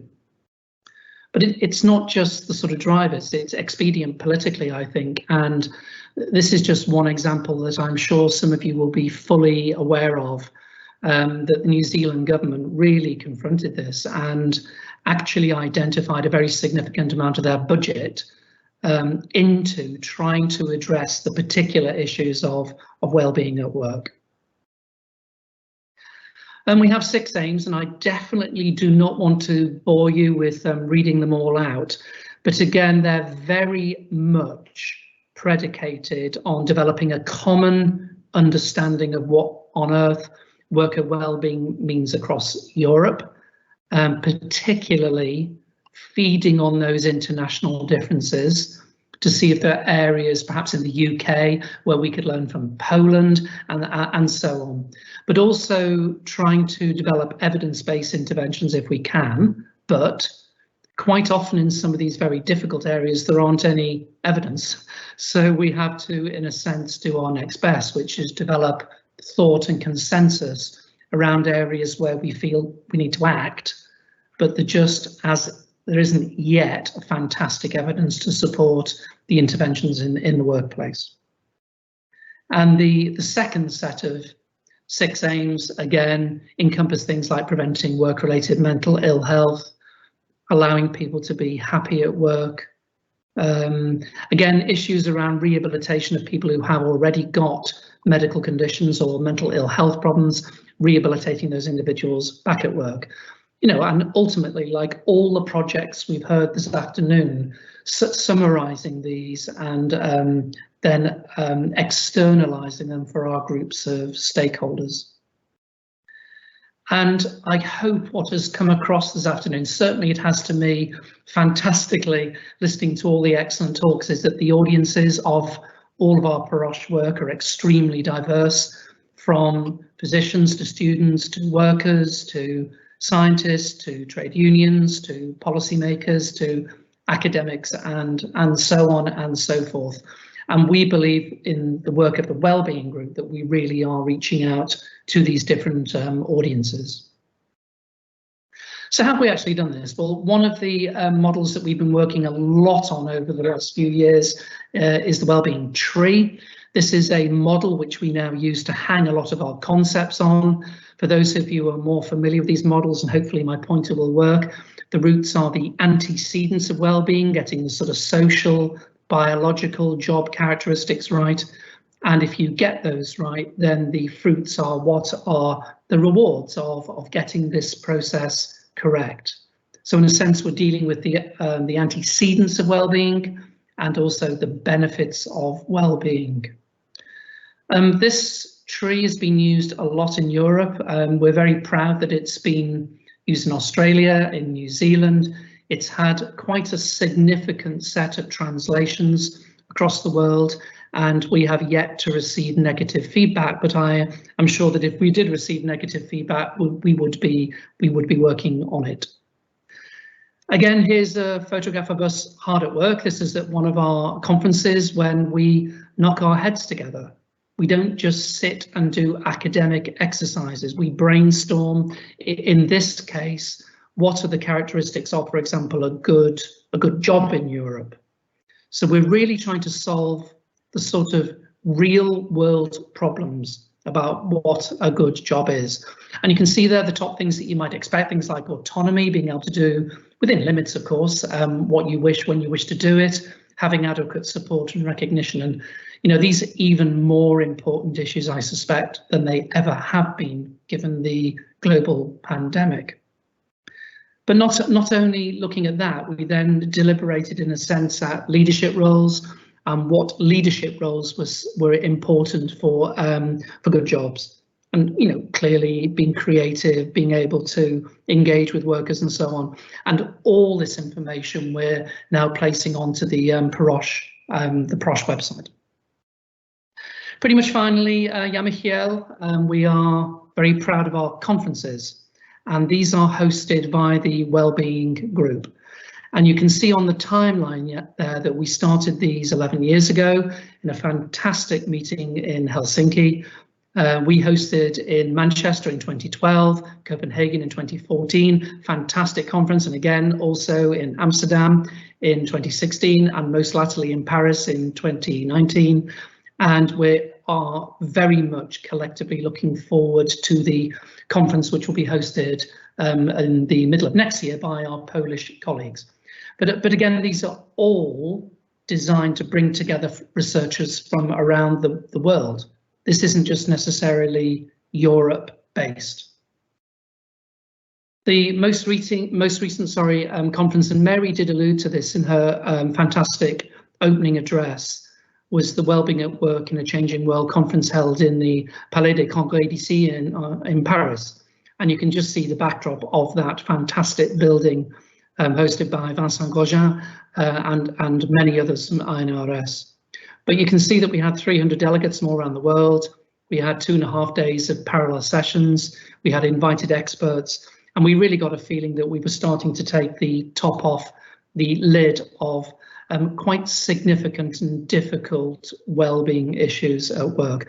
And again, these conferences are all coordinated locally, but the Wellbeing Group supplies some strategic steer and oversight of these conferences.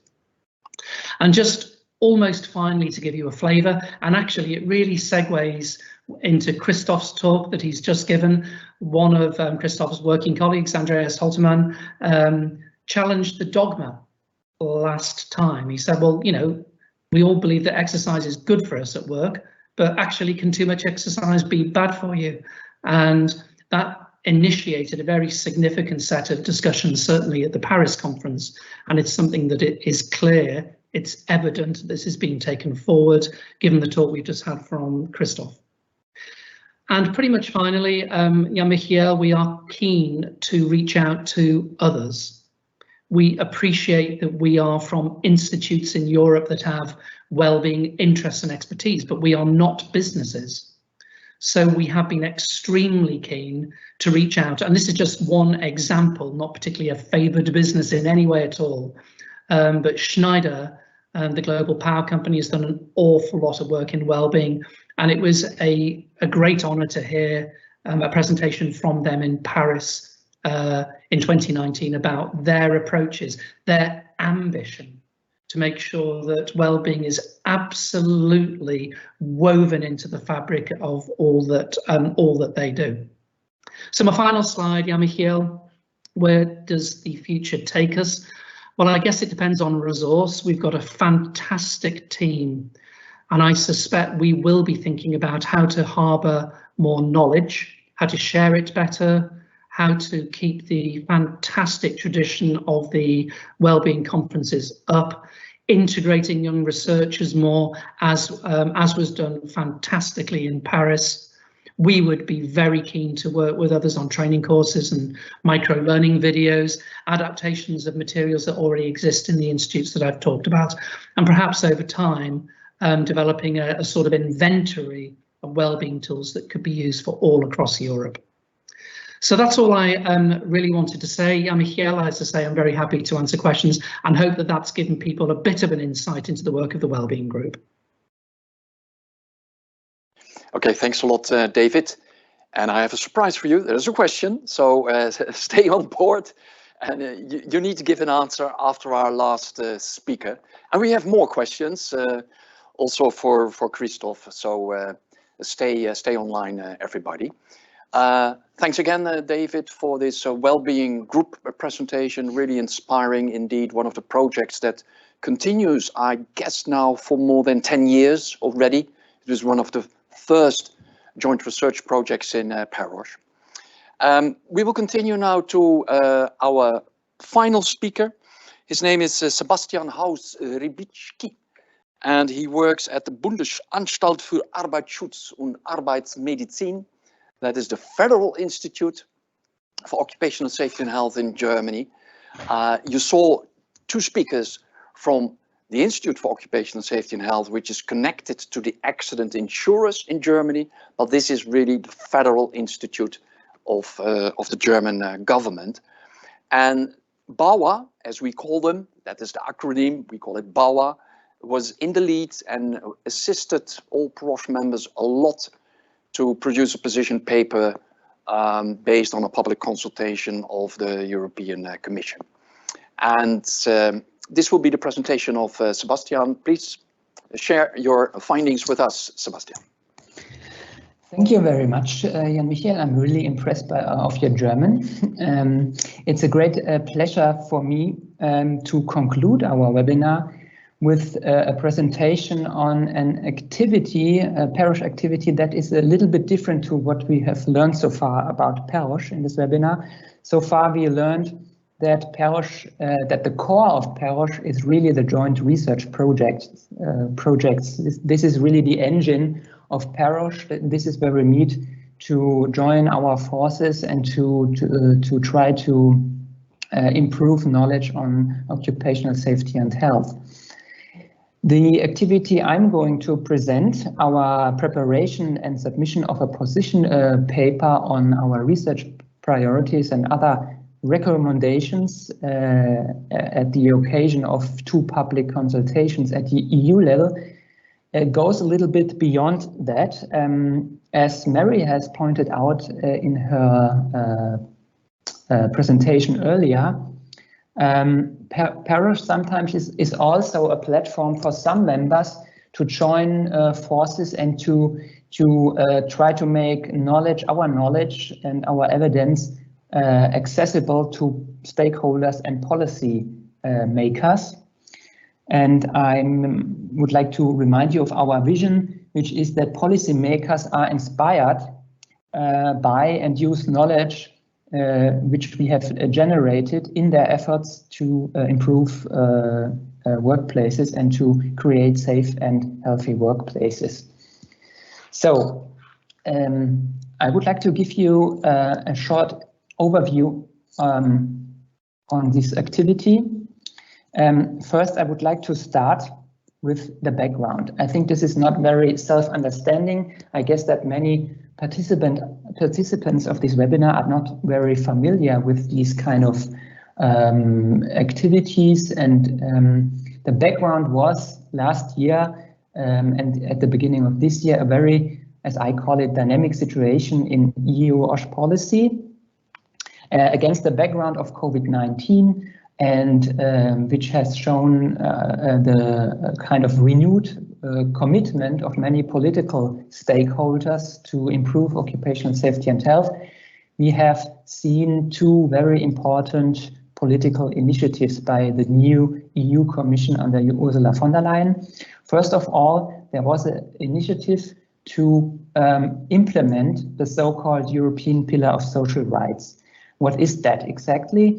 The European Pillar of Social Rights was presented in 2017, and it's not a legal document, but it is kind of a binding document for all EU institutions that is kind of a framework for all policy initiatives in the area of social rights, including occupational safety and health. So these principles and the implementation of these principles should make sure that the economy in the European area is working in favor of everybody. And to kind of get an idea what the public and the population is really thinking about this initiative, the European started a very large public consultation last year. There were actually over 1,500 written submissions, and additionally, the European Union asked over 1,000 additional stakeholders of their opinion. So it was really a really large-scale public consultation, and the result was an action plan to implement the social pillar by the EU Commission, which was presented at the EU Social Summit in Portugal in May of this year. And there was another initiative with a more specific focus on our area of work. The EU Commission launched a new EU strategic framework on safety and health at work for the years 2001 for the years until 2027. The strategic framework is the framework for common OSH initiatives and activities at EU level. It is also not a legal binding document, but it is the policy framework for the coming initiatives of the EU Commission. It can be seen or read as a working program for the EU Commission and all other EU agencies, especially EU OSHA. And there was also a public consultation in preparation of this new framework. And last year, at our initiative, we suggested to our PEROSH partners to prepare a position paper, which we submit at the occasion of these two consultations to the EU Commission, to kind of make ourselves heard, to kind of give our perspective, our research perspective on the most urgent OSH priorities. And this initiative by BAuA was very well accepted. Many PEROSH institutes commented on our draft and gave very fruitful comments and improved our paper. We had a long discussion for several months, and including a virtual workshop, and we finalized the document in November and submitted it to the EU Commission. So what is the content of this paper? We have agreed upon 7 priorities, research priorities, including some recommendations. First of all, we had a paragraph that consisted of some more generic recommendations. We first of all recognized that the EU initiatives contributed in the past to improve occupational safety and health, but that there is still much work to do. The working conditions in European countries, they vary significantly, not only between member states, but also between professional groups and branches. And we highlighted that it's still much effort needed, continuous effort needed to work towards improving occupational safety and health. And we also recommended to make an increased use of research, European research in occupational safety and health, to underpin policy initiatives and to make these initiatives more effective. The second topic was on COVID-19. I will go more into detail on this a little bit later. The third was on digitalization and the changing world of work. The fourth on work-related diseases. Under work-related diseases, we did not only refer to traditional challenges to occupational safety and health, such as musculoskeletal disorders or dangerous substances, but also to psychosocial health and the issue of mental health. As the fourth topic, we had the issue of mobility. So safe mobile work was one aspect of this chapter. Then we had a more globally orientated topic, occupational safety along global supply chains, which is, as you maybe know, a very intensely discussed issue at EU level. There is an initiative by the EU Commission to kind of improve and to kind of have a due diligence process for European economies. And we recommended to also look at occupational safety along supply chains, and we try to kind of launch a discussion in the European OSH community of how we can, as a research community, help companies to improve occupational safety and health along their supply chains. And last but not least, we assessed occupational safety and health systems in the European Union and their need for change and improvement with regards to the changing world of work. To not exceed the time frame, I just want to go a little bit more into detail on the topic of COVID-19 and digitalization, two topics which are highly discussed in politics and societies across Europe. So what does PEROSH has to say about COVID-19?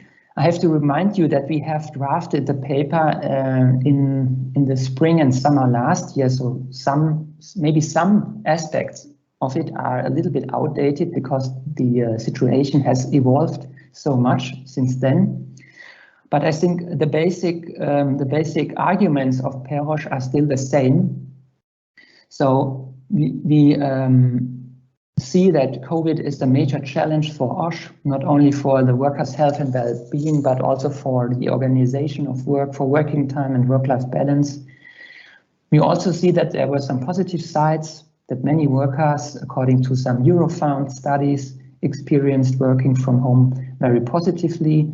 But COVID-19 has also shown that there are some vulnerable groups of workers that need more attention, especially seasonal workers, then also workers in the service and healthcare sector who were in direct contact with people and who could not work remotely. And then we also had a specific burden on women in some countries, at least, which had to manage homework, homeschooling and childcare more intensely than their male counterparts. We formulated some recommendations. Basically, these recommendations are still valid today. after 1 year. I think PEROSH agreed that that is very important to gather and assess the lessons learned across Europe for a better understanding of the pandemic and its impacts on occupational safety and health, and on the efficacy and efficiency of occupational safety and health systems. As was pointed out in some presentations earlier, PEROSH was really active in this area. We had a working group on protective equipment, and I know that many many institutes are very active on a national level to kind of go very into the impacts from a research perspective.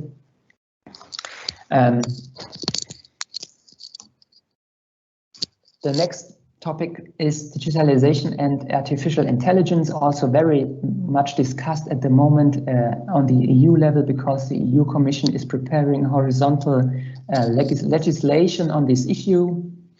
In our position paper, we try to again give a state of the art on the challenges of digitalization and AI on occupational safety and health. As many new technologies, also digital technologies and AI create new forms of work, they create also challenges for the technical side of occupational safety and health, for the safety of machines and production systems. Production systems have now to also address IT security, which is, for example, new for safety in workplaces. But there are also some beneficial potentials for workers. Digitalization can reduce potential harmful effects, and we recommend that these potentials have to be exploited in order to improve the working conditions, for example, for people with disabilities. So our recommendations are pretty much research focused, because our opinion is that there is a need to strengthen research on the impact of digitalization and AI on occupational safety and health.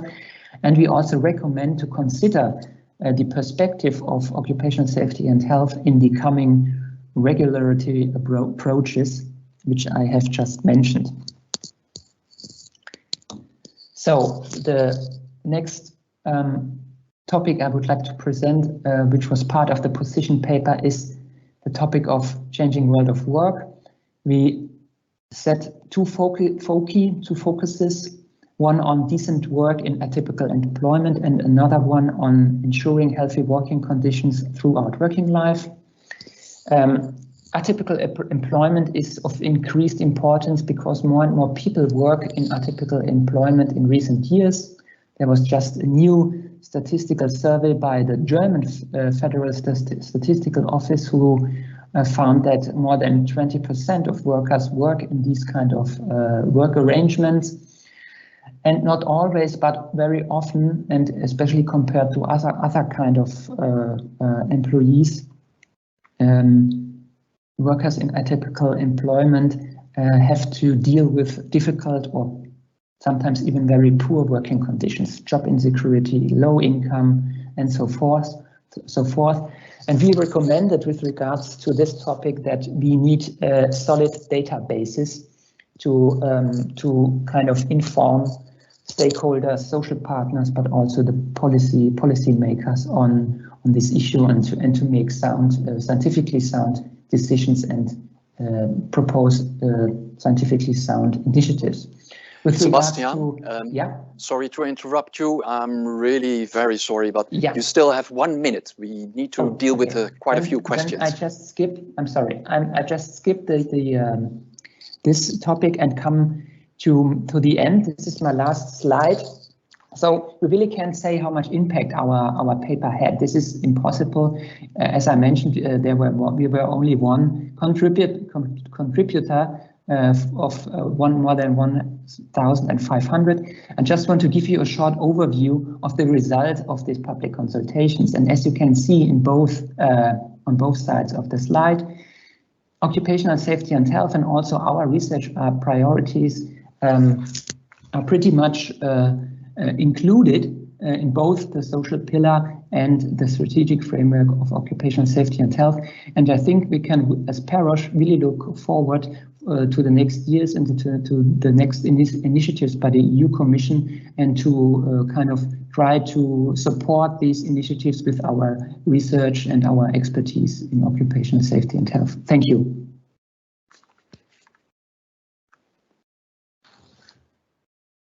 Thank you, Sebastian, for your excellent presentation of this position paper that was produced. Thanks a lot.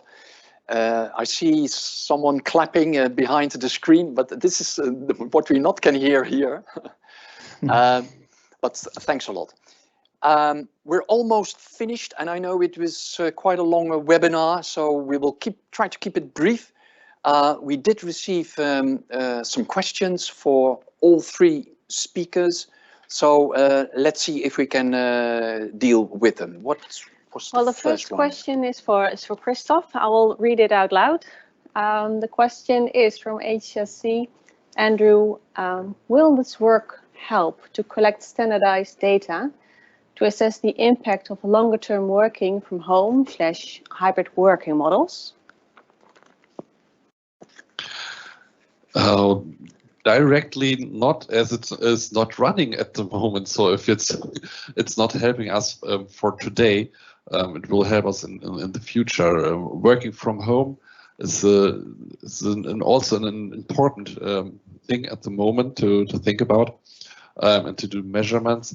But it's for us also difficult to have access to the homes and doing measurements there. It would be possible to bring a smartphone there and say to the people, okay, put the smartphone on your arm and you see, for example, your activity level. That won't be possible. But when they are also already aware of the problem, I think if you bring it to the mind of the people that they should measure their behavior at home, to analyze and to improve their movement and to doing more movement or sitting in a good way, then a lot of problem is done. But getting there in their mind and have the awareness of the problem, that is the most difficult part. And so will be at the moment difficult to bring it in this platform, right, inside the platform. Okay.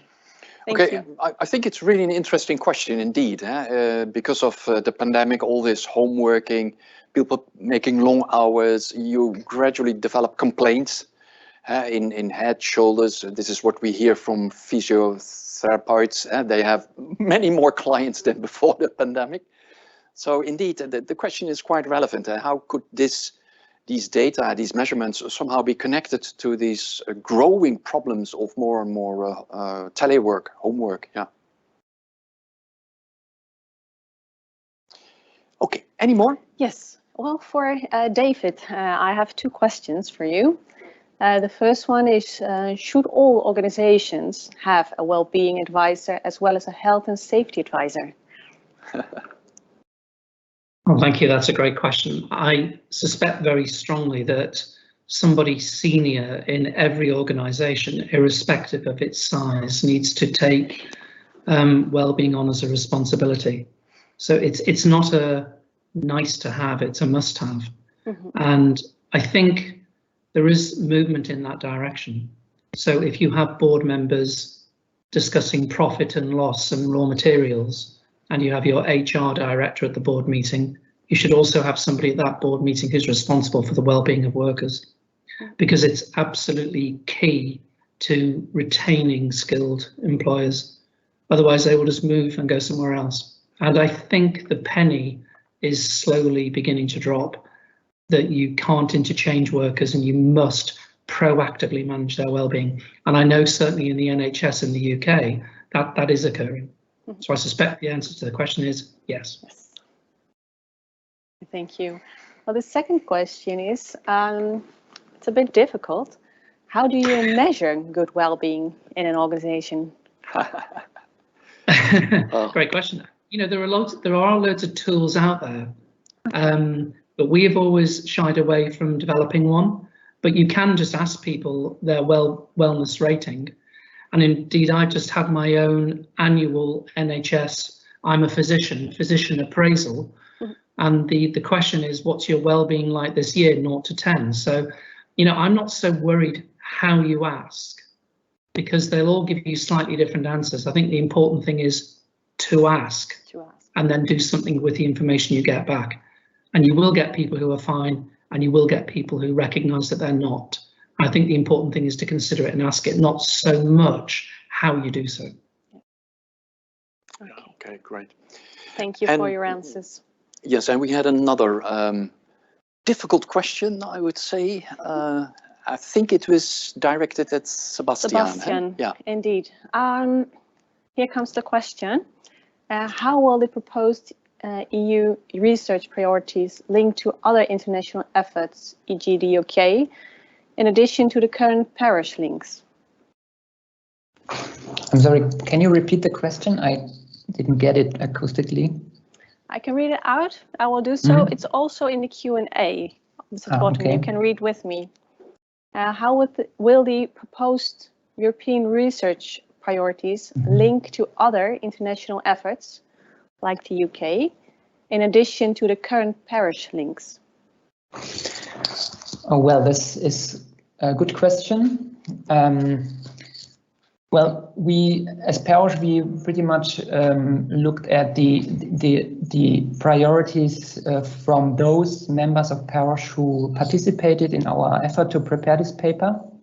So I really can't say how this aligns to other countries or other regions of the world.